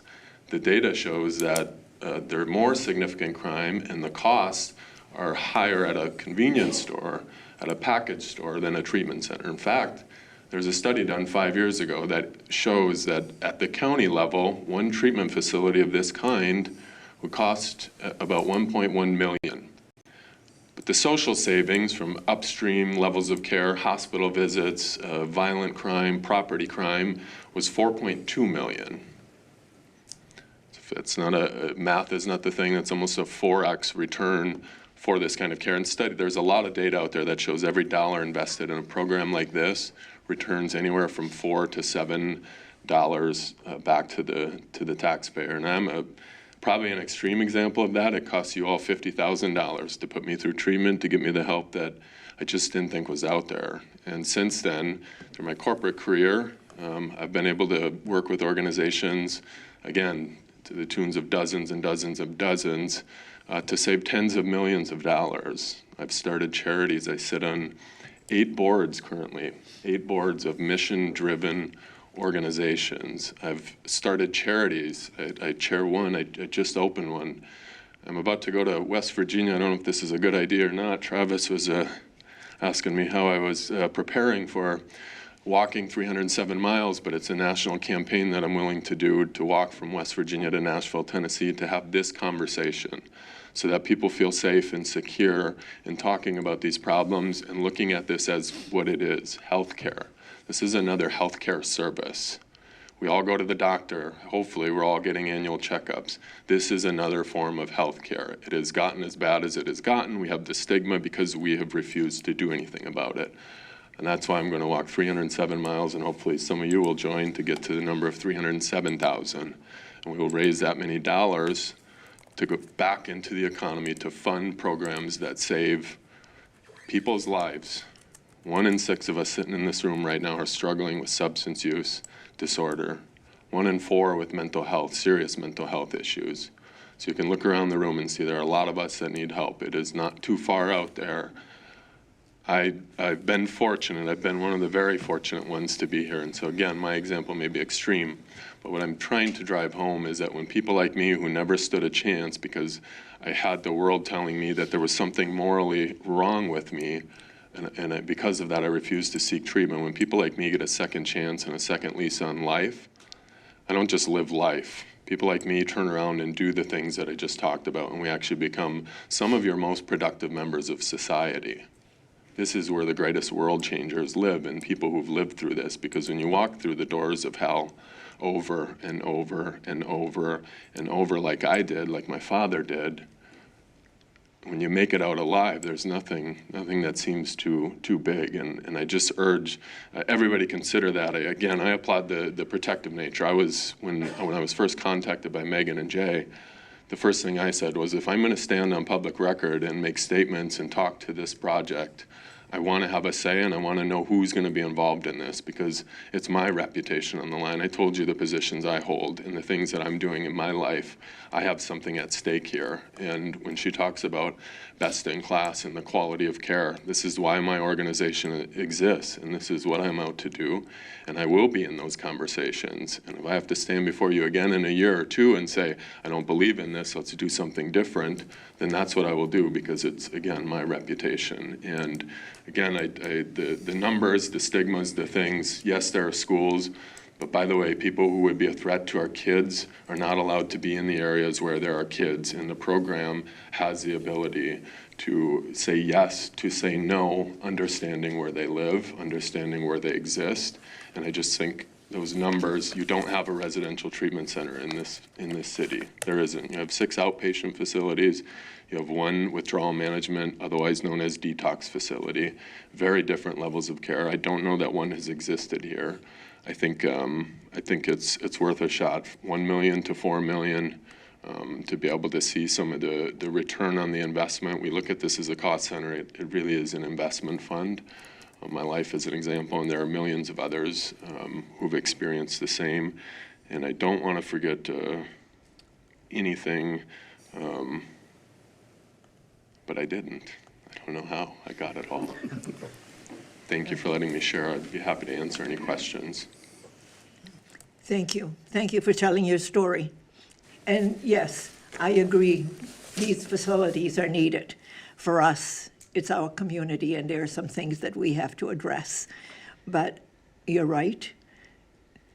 The better the services we can give would give life back.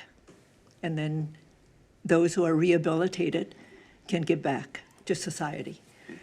But I think there are things that, for us, we have to take care for the community as a whole going forward. Yep. Okay. Thank you so much. Thank you. Councilmember Schultz. So I do have a question, not for you though, sir. I really appreciate that, and also surprisingly not for you either. So we do have JJ here who is from the county. And I want to ask just some general questions about how things are shaping up in Dakota County. So your questions go to a county? Yes. If you would come up and take some questions, please. And for the record, your name and address. Yeah, my name is James Johnson Jr. I live in West St. Paul, Minnesota. I am the Dakota County Public Health Opioid Overdose Prevention Program Coordinator for the county, and I've been and thank you, Madam Mayor and City Council, been watching this issue quite closely with our opioid overdose or opioid program committee, as well as conversations with social services, the 245G programs that social services runs with Alicia Ward. So her and I haven't had a chance to speak, and we spoke to our supervisors and want to be partners with you if you go onto this adventure. We can't say that we support or don't support it at this time, but if you have questions that we can research and bring back information from social services and public health, we're happy to do that. Thank you, Mr. Johnson. So Councilmember Schultz. the question I have is, in Dakota County, can you give just a quick overview of what services we do have for addiction and what services are lacking? And what are some of the choke points that we have? The great points is we do have access to our withdrawal management and those two programs at Gateway. We have a plethora of outpatient programs in Dakota County, but we don't have any high-intensity or medium-intensity residential programs, 3.5 and 3.1. Those are something that's lacking in the county as a whole. We have providers that are providing services to families, to adolescents, but they're few and far between. So any addition to increase our capacity in Dakota County would be welcome. Okay. Thank you. So you're saying in Dakota County, we don't have 3.1 or 3.5 That's my treatments? understanding. Okay, thank you. Okay, good to know. All right. Ms. Rogers. Yes. I did hear, Madam Mayor, I heard a question from the prior mayor. Yes. With regards to the adjacent hotels. And both the Amera Suites as well as the Fairfield did submit letters of support of the project to the Planning Commission at that point in time. Another question that I heard was OPH's functioning, or Original Pancake House's functioning. So this site is pretty tightly prescribed, and parking is flexible on the site in terms of where people from OPH have long parked at the Hampton Inn and sort of and that's sort of as an expansion parking.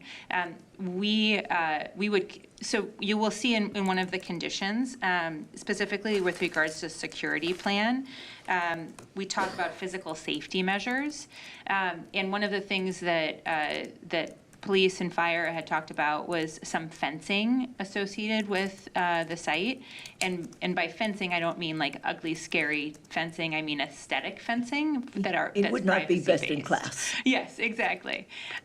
So privacy fencing. And one of the things that we learned from our engagement with the with adjoining businesses is we want to make sure we keep the parking lots fully accessible. And that's one of the reasons so that there can be that shared parking. And the parking lot that's immediately to the west of the property is that overflow lot that the prior mayor described that was used for a tree storage service.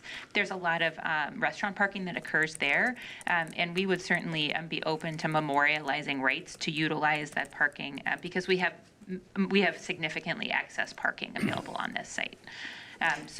And I say all of this to say that we believe that the ongoing operation of this facility is going to be very similar to what you see today. Because your security and access control, one of the things in going through the conditions, you have security around it. However, are you going to have cameras outside so that you have eyes on what's going on outside? Yep. So the hotel today actually does have significant surveillance cameras for its parking lots. That's pretty much standard in terms of the hotel operation. But what we plan to do really is to have security, to continue operations of those security cameras, and then seek the guidance of your police and fire team. So that's why we have police and fire approving the plan prior to any implementation. So we believe 24-hour on-site sort of roaming security should be a component of this project. But I want to be really intentional with those words about security, because we want this to be a secure facility, but this is not a locked facility. So people, especially in the 3.1 level of care, are going to be going to work, and so we're creating security for the purpose of ensuring that the clients who are being served have access to the respite and the health and the services that they are at the facility to achieve. It is not to keep people out or to keep them away from others. Okay, so I'm going to go, you said that in Eden Prairie, they are licensed for 200 beds, but they are only servicing 100. Is that correct? Their permitted use is for 208 beds are available at that site. But right now, it's only 100. So at this point in time, they have 70 of the 3.5 beds. They have 30 of the detox beds, and then they have another unlabeled number for board and lodge beds. Board and lodge beds are not in the materials that are provided by the state of Minnesota. They're not on a per bed basis. They're not licensed So that do way. they have a CUP?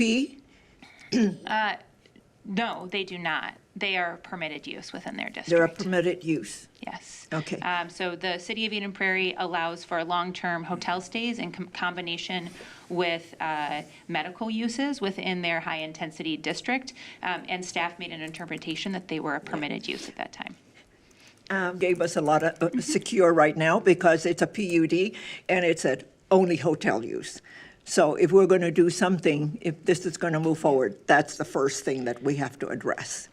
Is the amending of that PUD that says only hotel use. That's correct, Madam Mayor. What I would also suggest to you is the one benefit the Eden Prairie Council does not have is they have none of these conditions of approval. They don't have what? They have none of the conditions of approval. So that use has no ongoing oversight from a city perspective. Well, I appreciate that you work very closely with our staff to come in with 22 conditions, and then they added 4 more to make it 26 conditions.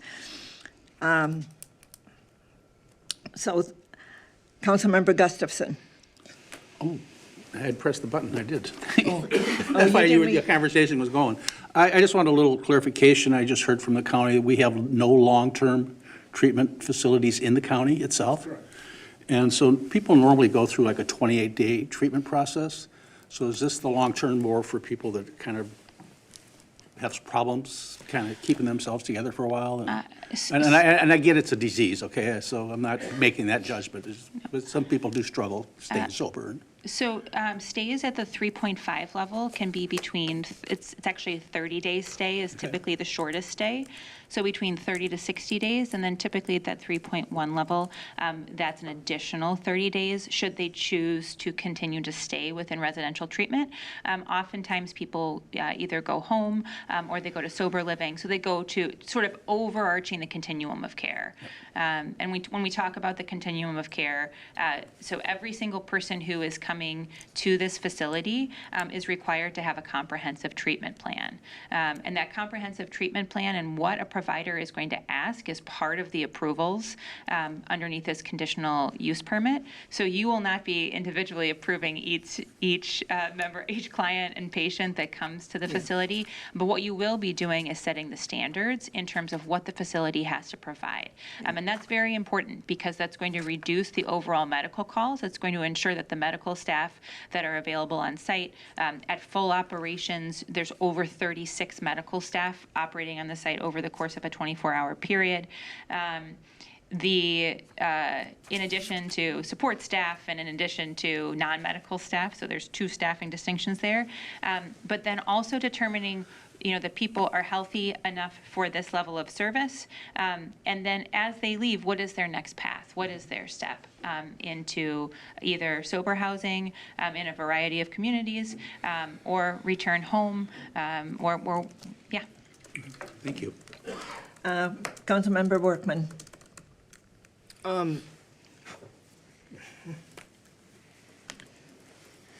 This all assumes that there's an operator that can provide the staffing levels.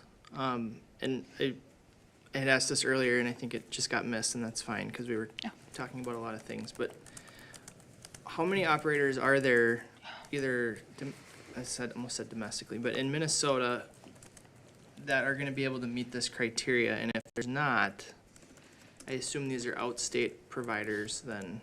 And so that kind of presents a whole other layer of issues if we need to get in contact with the owners. And you don't have to go down the rabbit hole, but how does that impact a project like this? Yep. Well, I'm going to let Jason think about numbers here. But what I would suggest to you is that, for example, Cleveland Clinic has a very successful similar residential treatment program that they operate in a variety of locations. So let's just assume that it's an outstate provider. And Cleveland Clinic is the longstanding operator of the facility.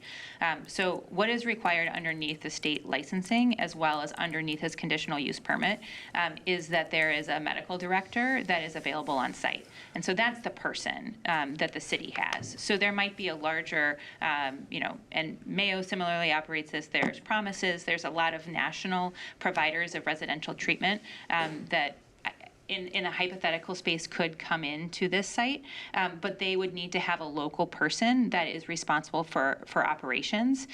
Their operations plans would have to be consistent with your expectations as a city from your professional staff.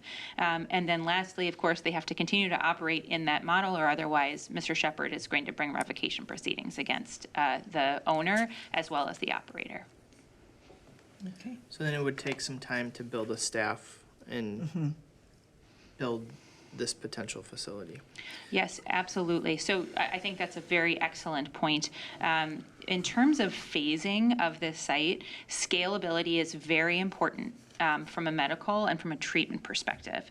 And this is a condition that we don't have incorporated within this list here, but it's certainly one that we would absolutely be happy to draft and put forward for your consideration.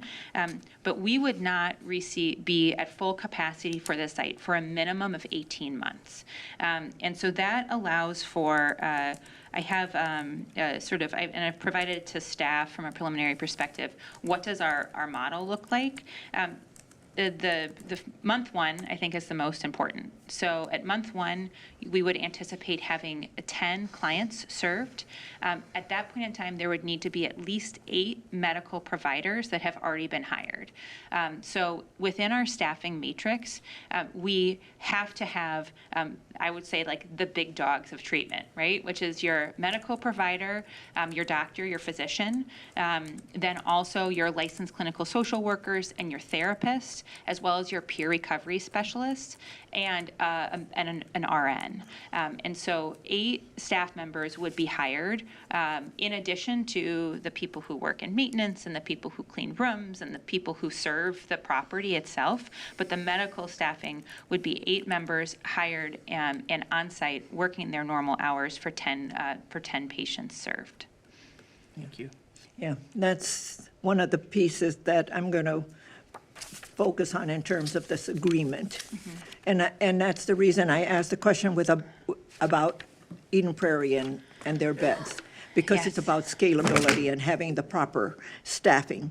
And so I don't know what that's going to look like, but that's something why I think this conversation needs to continue while those issues are being worked out with our staff and attorney.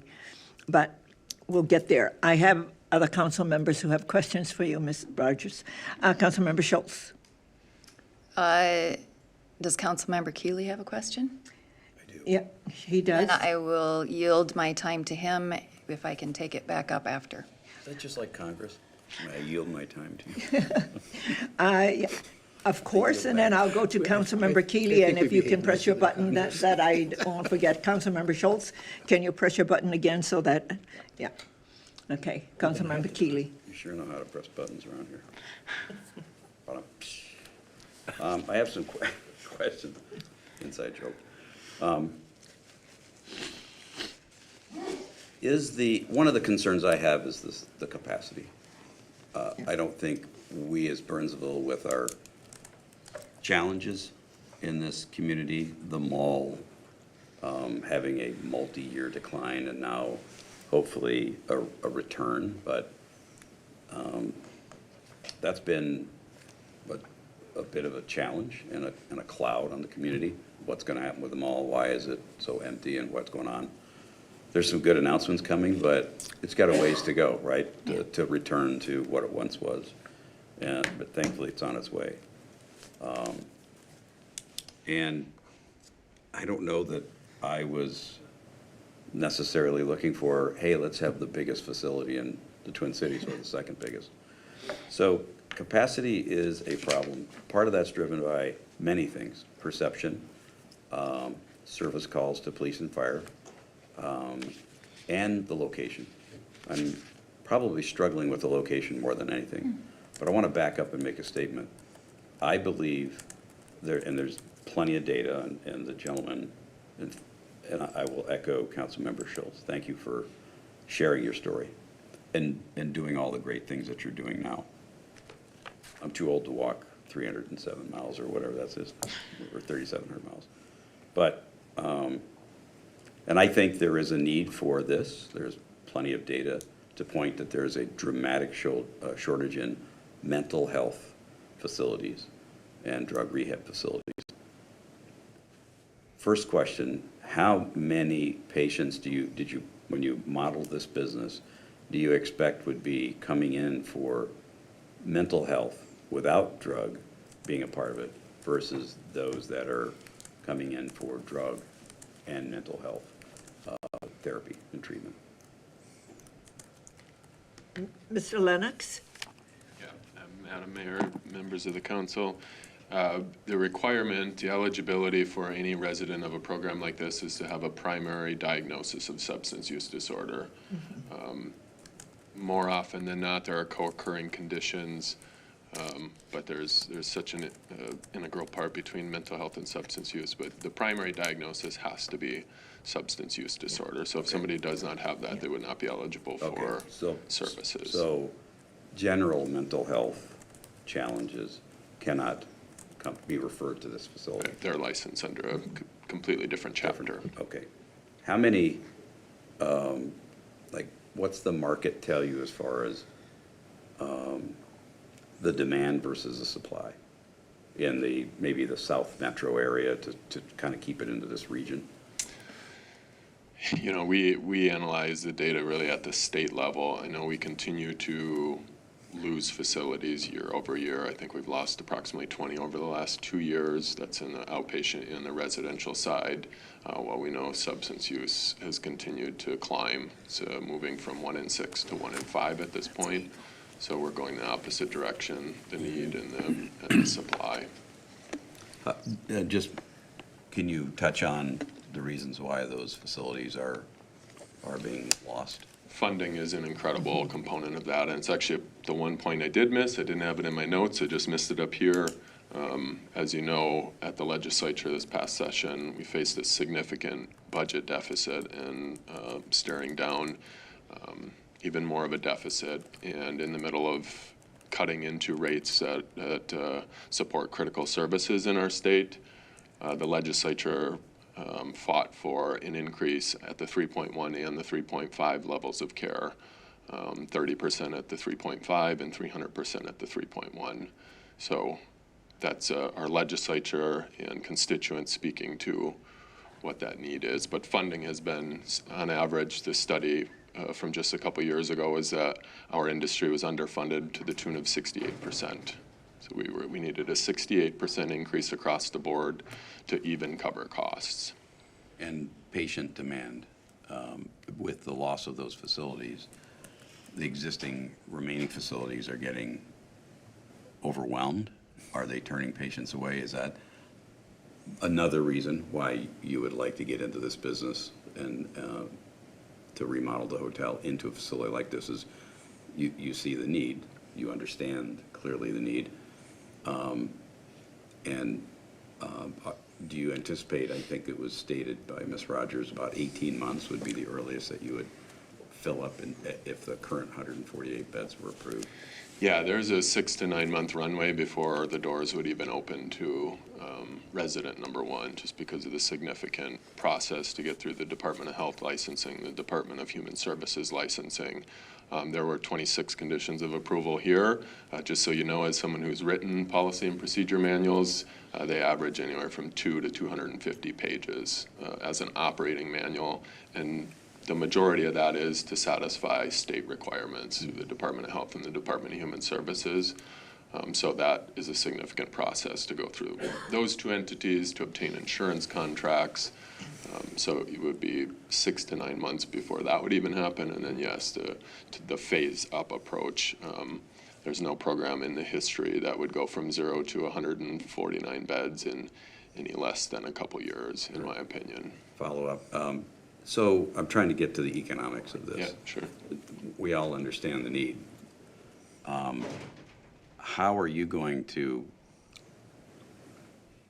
financially succeed given the reimbursement circumstances and the funding from the state falling off?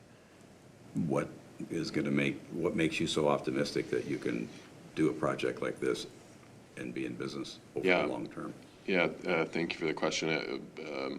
If I misstated or it was not clear, in the middle of cutting rates across many critical health care services, the legislature actually approved an increase to both of these levels of care, which will dramatically support the ability for these programs to sustain. Okay. And then it becomes a partnership between landlord and resident tenant to say, hey, we've got an on-ramp here where we're probably all going to be losing a little money, but that's the nature of the game we're playing because we're in this to give back to improve the community. I did hear you say that, but I wasn't sure how that ended. Like it was a proposal, sorry, but did it pass? And no, January 1st, that. So 2026. for those 20 or so that closed, some of them may be able to come back into the business because now there's a little bit more, there's more funding reimbursement available to make them a viable business. So I understand it. So the size, how much of your pro forma is based on 148 beds? I mean, for me, I don't know if any other council members are in the same boat, but I'm struggling with that size. I don't think that's in the best interest of the community. It is in the best interest of serving the need, but I don't know that we have to take on the burden of something of that scale. I honestly think this is a facility that should be found in almost every community in a smaller scale. So it can be provided for its own residents in that area, rather than this sort of regional size scope where you're attracting clients from all over the Twin Cities because there's not that many options, right? Part of it is that, but and I get that. I don't think we want to be the cure to the regional demand. But if we were to consider anything like this, that size for me is a little too big. Yeah, maybe just a couple of responses. One being the 20, actually probably 40, 45 that have closed because new ones have opened up. That's actually a net loss of programs. They likely will not open again because those are smaller mom and pop shops that it takes a significant amount of capital to open a program like this. So I will say that this particular project, the conditions of approval and the economics of it actually force it to be a larger operator that does have more sustainability that will be able to manage through the chaos of our macroeconomic environment. And the second thing I would say is to clarify on the 3.5 to 3.1. 3.5, the difference there is that those clients would receive 20 to 30 hours of intense counseling services. So they are full-time job kind of thing, going through all of their group and individual counseling, versus the 3.1, which is the transition I had after 1 month. Then I spent time and I went from 30 hours down to 15 hours, and then after another month down to 5 hours, where I was then a working member of society. I was going to school, I was volunteering, I was doing those kinds of things. So it would be less of an intensive environment at that 3.1 level. So it's like you had a stroke, you're in the hospital, and they send you to a rehab facility where you don't need as much care. That's the kind of transition, and maybe a analogy I can come up My with. last point is the location. From the beginning, when this was presented to us, I because of the close proximity, I started thinking of, as former young mayor McElroy stated, and others have shared, you've got hotels. Maybe less concerned about that, but more those local businesses. And it seems like we're sandwiching it in a very tight area. I struggle with that being really the best. It has nothing to do with highest and best use of the land. Is that really the best location in the city for a facility? Yes, it's close to the hospital, but it's across 42. It's in a very, very dense area with businesses. That's Main Street retail, County Road 42 for us. It just seems like it's in just not exactly the most ideal location, where it is farther away from schools, residents, that kind of stuff. It is probably far enough away from residences, although I think they might have an opinion about that. But I am concerned about, Councilmember Workman brought up, there is a charter or private school that's a block away. That's a big concern as well for me. Okay. You want to address any of that, or could they address the Sure, concerns? it's your concerns. I mean, your concerns, I don't know if they want to address your concerns. Yes, Mr. Lennox. Yeah, I would say, when I stopped drinking, sweets became my thing. So there'd be a lot of people ordering DoorDash from the Pancake House there. But all joking aside, I think I'll let her speak to the land use. Sorry. Yeah. Ms. Rogers? Yes, absolutely. Well, in terms of the location, this facility, we believe, is well located because it's what's contemplated by your ordinance.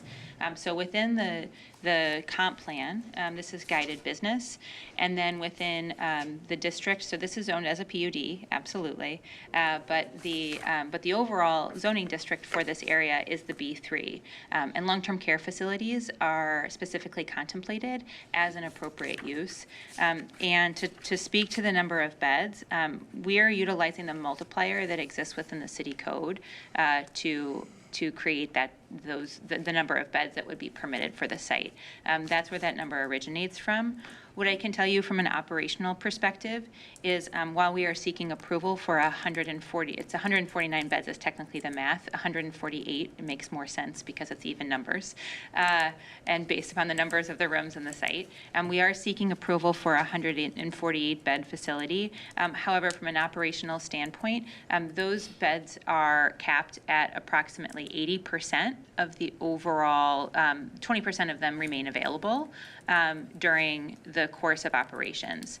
And the reason we do that is because they are turned over for new users, they're clean, they're refreshed, there are a variety of things that happen.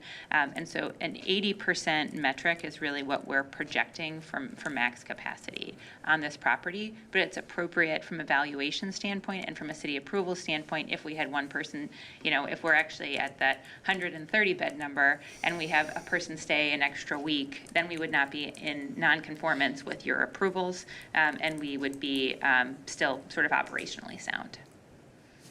So it's 118. 118. Right. Okay. Councilmember Schultz? So my question to you, in listening to my fellow city council members, and where I stand is at this point, hearing everything I've heard, I don't have a problem with this. I really don't.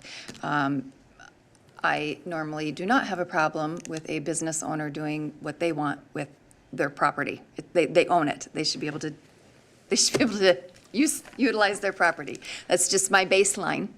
But I also understand that we have concerns from community, fire, police, all of that, fellow city council members. I had questions as well, and most of those revolved around call volume, which we're already struggling with, like we are. But my question to you is, are you amenable, since there seems to be questions on bed numbers, giving the school another chance to respond, since everyone's had a chance to respond and they have not, giving them another chance? You also mentioned putting in scaling, how to scale up. Are you amenable to have this tabled for 1 month while those things are worked out and have you come before council, or is that a problem? We are absolutely amenable to that. We are here at the table to make this a first-class project. Absolutely. I so move that one they moment. table for 1 month, Yeah. that they can come back, we can get the answers to those questions. Do I have a second on that motion? We'll second that motion. And there's discussion, because one of the things, Ms. Rogers, before we even vote on that, one of the things is that we're reaching the deadline of your application, which is 120 days. And Yes. we need for you to give us that extension. That's correct. We spoke with your staff earlier today, and I believe 120 days runs on October 8th, and then we would extend an additional 30 days beyond that via written agreement. Okay. So you're amendable to that. Absolutely. So there's a motion to extend it, but I think there are some issues that I would like to make sure that that's discussed between you and our staff, and that has to do with the agreement when, with regard to the fee owner of the property. And if that fee owner decides to sell the property, what is in the agreement for guardrails around all of that. My concern is that once we make the decision to amend the PUD and go with the CUP, it now runs with the land. And then for me, that's a problem, unless we have some of these things put in place. And the other part why I asked the question about Eden Prairie is if there are less beds, and you talked about scaling it up, you know, how do you want to start with that? And then how long will it take for us to really understand what this facility is going to, what the pressures are going to be on our community and also to our services? And I think our staff would also need to take a look at that. So if you can start with, you know, I don't know how Eden Prairie is doing. They're permitted by state law to go to 200, but they're still only at, did you say 100? Or 70-something? So 70 and 30 of the higher intensity Yes. uses, and then an unknown number. The total max number of rooms on the site is whatever, the number of beds on the site is 208. You're making the lawyer do the math. 104 rooms are available Right for now, use. yeah. So right now, they're operating at 104. And how long have they been in business? Since March of this year. March of this year? Okay. All right, so I'd like to have a better understanding of that, and I just want to walk slowly and understand the pressures to our services, and also I want to really understand the guardrails around what that agreement is, because once it goes to running with the land, that becomes a problem for me if the new owner is not going to comply with some of the things that we're talking about. I know they'll have to comply with the conditions. That's exactly right. Yeah. So one of the very important components here is, so let's use our national providers as an example here. So let's say Cleveland Clinic shows up, and this council says, yes, this is appropriate, we have the right number of beds, we have a scaling component that everyone can be comfortable with, and Cleveland Clinic shows up and says, yes, we would like to operate this facility. These are the protocols that are going to be in place. Your police and fire sign off on that, and everyone receives a high level of care. It's a best-in-class facility. But then Cleveland decides that they're going to get out of this business, and now Mayo Clinic comes in to provide the services. Well, Mayo Clinic would need to come back in front of your police and fire chief and your planning staff and your building official to get new plans adopted. So every single time a user turns over within the site, they still have to come back subject to that same level of review, and that review, frankly, with a new lens. That also comes every year when there's an annual compliance report that's a component of this. Okay. So, staff, you understand my concerns and you understand the other concerns that have been, but for me, it's really putting those guardrails around the fee owner of the property. And how that's going to transfer. Because I know once we agree to this, the conditions are there. But I think that there are some things that we can also work on with regard to the conditions. And maybe there might be 27 or 28 conditions. So, but I would trust that you all would work through all of that. So, any other questions for clarification? I don't think so. I think I have an understanding of council's concerns, and Yeah. if council has any questions for me, I'm happy to answer them. Yeah. Mr. Thompson, Mr. Marosa, any questions to what you heard tonight in terms of what you all are going to work with the applicant with? And we addressed the extension, so thank you for making sure that we get that extension, because I think if we don't have that extension, it fails. You do have one more council meeting before that extension runs, so you'd have time to throw us in the trash bin. Yeah. But I know you won't do that. Yeah. Okay. Are we all good now? Well, we have a motion and a second. Well, We have there's a no- motion yeah. and a second, but I want to make sure staff has all the information that they need. Okay, you good? Okay? All right. With that, I will take the vote. All in favor of an extension, did you say a month? Did you put a condition? 1 month. 1 month. There is a 1 month extension, and there is a motion and a second. All in favor, please say aye. Aye. Opposed, say nay, and the motion carries. Thank you very much. Yeah. Okay, the next item is 5B. And 5B is a resolution establishing the proposed budget, the 2026 proposed tax levy, and authorize the cancellation of the certified deferred tax levies. Presenting this evening is our Deputy City Manager and CFO, Ms. Jennifer Rohde. Mrs. Rohde, the floor is yours.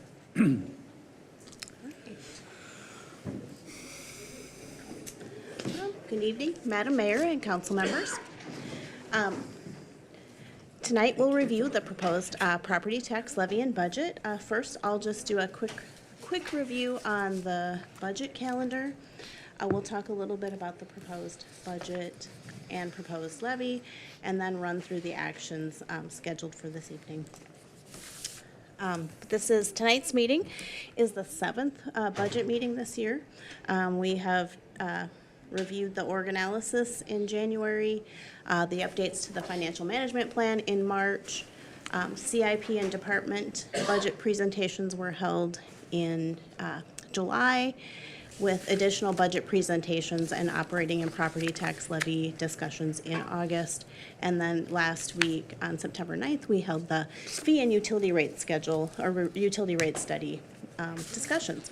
So tonight, council will consider the proposed city and EDA property tax levy. We do have an additional placeholder, if needed, work session scheduled on November 25th to discuss the 2026 budget. And we have the final city and EDA property tax levy and budget adoption scheduled for December 2nd.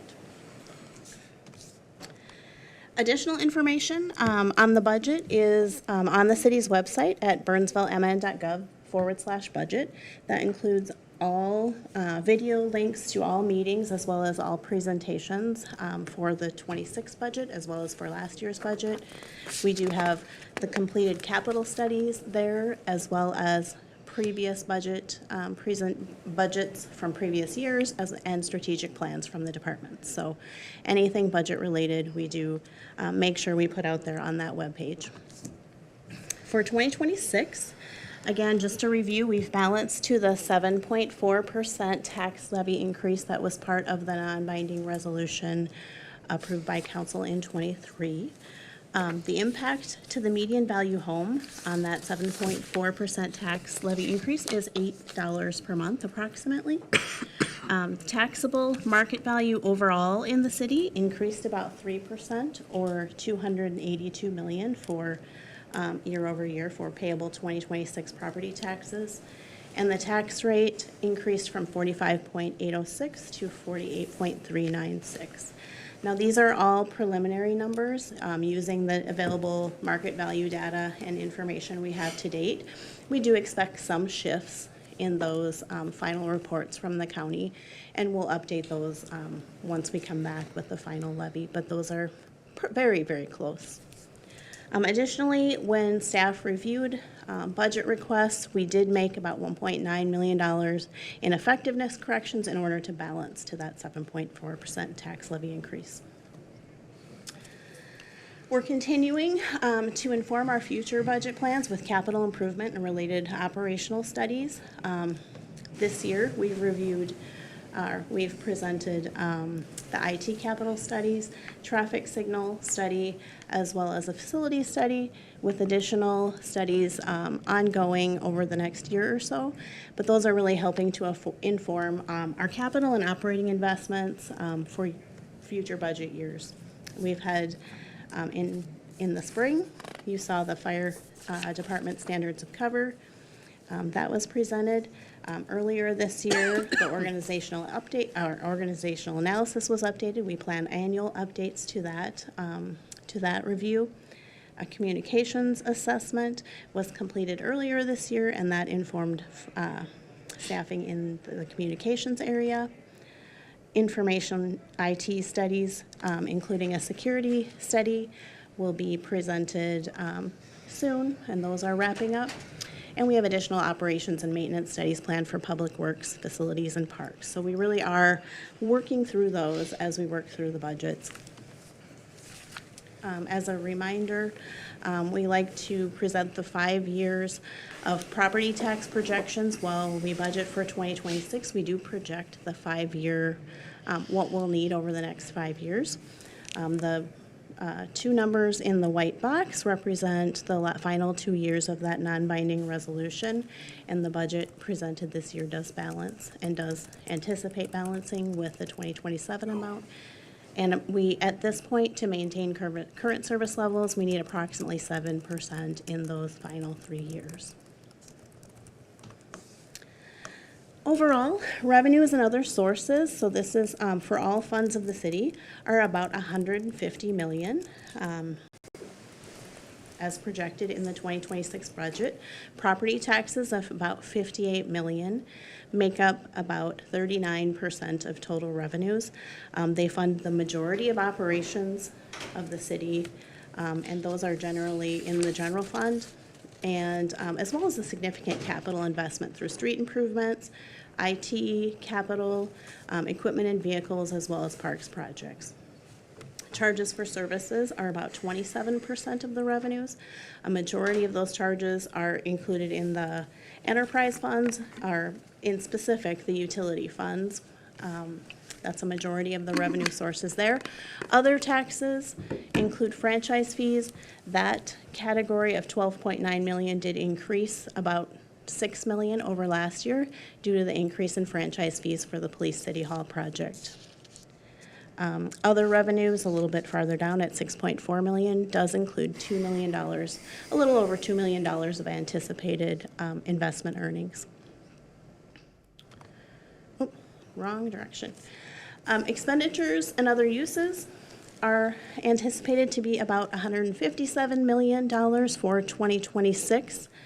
The largest component of that is our investment in our people and the services that we provide. So personnel services make up about 39% of our total budget, with capital investments, capital projects, and other capital purchases at about 23%, or $35.8 million. Debt service at $17.2 million represents about 11% of our total budget, and that includes principal and interest for other capital projects, whether that be street improvements, facilities, and equipment certificates, which we started to program into the budget with this year's capital CIP plan. That brings us to our proposed 2026 tax levy. Our total city and EDA levy is proposed at $58.4 million, an increase of about $4,024,636, or 7.4%. The city levy did increase. We did reduce the EDA levy based on discussions in August about the operating budget, and did shift that to the city EDA levy to help fund current service levels. Here's just an overall view of a couple of different metrics. Property tax increases over the past 5 years, and the city tax rate kind of history over the past 5 years. Estimated market value, you can see just over $10 billion for pay 2026.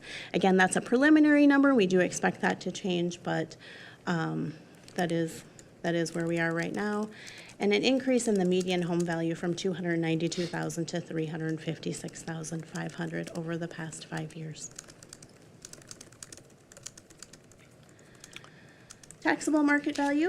Our taxable market value, while our estimated market value is just over $10 billion, our taxable market value is just over $9.7 billion. The largest component of that being our residential properties.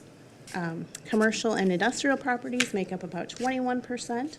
We did see about a 5.4% increase in taxable market value for commercial properties, and we saw a little over 3% increase in residential values year over year. Apartments did decline a little bit. Their values decreased about 2.1%, and we did see an increase also in the utility values. This chart shows the 10-year history of our estimated market value along with our median value home. You can see they closely align in terms of the path they've taken. There was a little bit of a narrowing of that gap last year because the state did adjust that market value homestead exclusion, resulting in an overall residential market value decrease last year. But this year now we've seen an increase again in those values. Tonight, in front of you, we do have a few things we need to do. The first item is you'll consider the proposed 2026 tax levy certification. Once that's complete, you'll recess the meeting, convene the EDA meeting. The EDA board will consider the proposed 2026 EDA tax levy certification. Once that action's complete, you'll adjourn and then reconvene the city council meeting. State law does require that the city council agree to the EDA levy, and so that will be the final action on the budget this evening. Okay. I stand for any questions. Any questions for Mrs. Rhodey? We've been on this journey for a long time, so there are no questions for Mrs. Rhodey this evening. So members of the council, I need a motion to adopt the resolution that is before us, and that is the resolution establishing the proposed budget and the 2026 proposed tax levy. Move to approve. There's a motion? Did you say second? No. Oh, okay. No, Second? There's I a did motion not. and a second. All in favor, please say aye. Aye. Aye. Opposed, say nay. nay. And the clerk has the division clear of the your throat. House. Thank you. I will getting now ready. recess the Burnsville City Council meeting so the Economic Development Authority can convene its meeting. President Gustafson, the floor is yours. Thank you, Madam Mayor, and good evening. I call the Economic Development Authority meeting to order, and the clerk will please note that all commissioners are present. Item number 1, are there any additions to the final agenda? Seeing none, I will move on to item number 2, which is our consent agenda, which is really the approval of the minutes from the July 22nd, 2025. Is there anyone who wishes an item to be removed from the consent agenda for a separate discussion? No. I'll take a motion to approve. So moved. Second? Commissioner Schultz, Commissioner Workman, second. All in favor? Aye. Opposed? Nay, and it passes. Item number 3A is a resolution approving a proposed tax levy by the Burnsville Economic Development Authority for taxes payable in 2026. Jennifer Rhodey, our Deputy City Manager, CFO, and EDA Assistant Treasurer is presenting. That's a mouthful. Sorry. They forgot the experience Burnsville part here. Yep, so the EDA levy in front of you tonight is $700,000 for taxes payable in 2026. The EDA budget, there was a decrease in expenditures planned for 2026. A majority of the expenditures in that fund are the city's housing programs, and some other TIF administration, insurance, and some other expenditures. But there was an overall decline of just about $200,000, I believe. So, Great. Are there any questions? Seeing none, may I have a motion to adopt the resolution? Move to approve. Motion by Commissioner Keeley, Second. second by Commissioner Couch. All in favor? Aye. Aye. Opposed? Nay. And it passes. We have the division of the House. There is no other business, so may I have a motion to adjourn? So moved. Perfect. Second? Commissioner Schultz for a motion to adjourn, second by Commissioner Workman. All those in favor, please say aye. Aye. All those opposed? And it passes, and the meeting is back to you, Madam Mayor. Thank you, Councilmember Gustafson. We are at 5D, and this is the item where we ratify the actions of the EDA. This is a resolution approving a proposed tax levy by the Burnsville Economic Development Authority for taxable payable 2026. Mrs. Jennifer Rhodey, our Deputy City Manager, CFO, is presenting. Do you have anything new to add to what you already presented? nothing new for me. Okay, and this is to ratify the actions of the EDA. May I have a motion, please? So moved. Second? There's a motion and a second. All in favor, please say aye. Aye. Opposed, say nay. Nay. And the clerk has a division of the House. The motion passes. Thank you. Members of the community, thank you for being with us. I need a motion to adjourn. Second. There's a motion and a second. All in favor, please say aye. Aye. Opposed, say nay. And the motion carries. Thank you for being with us, and good night.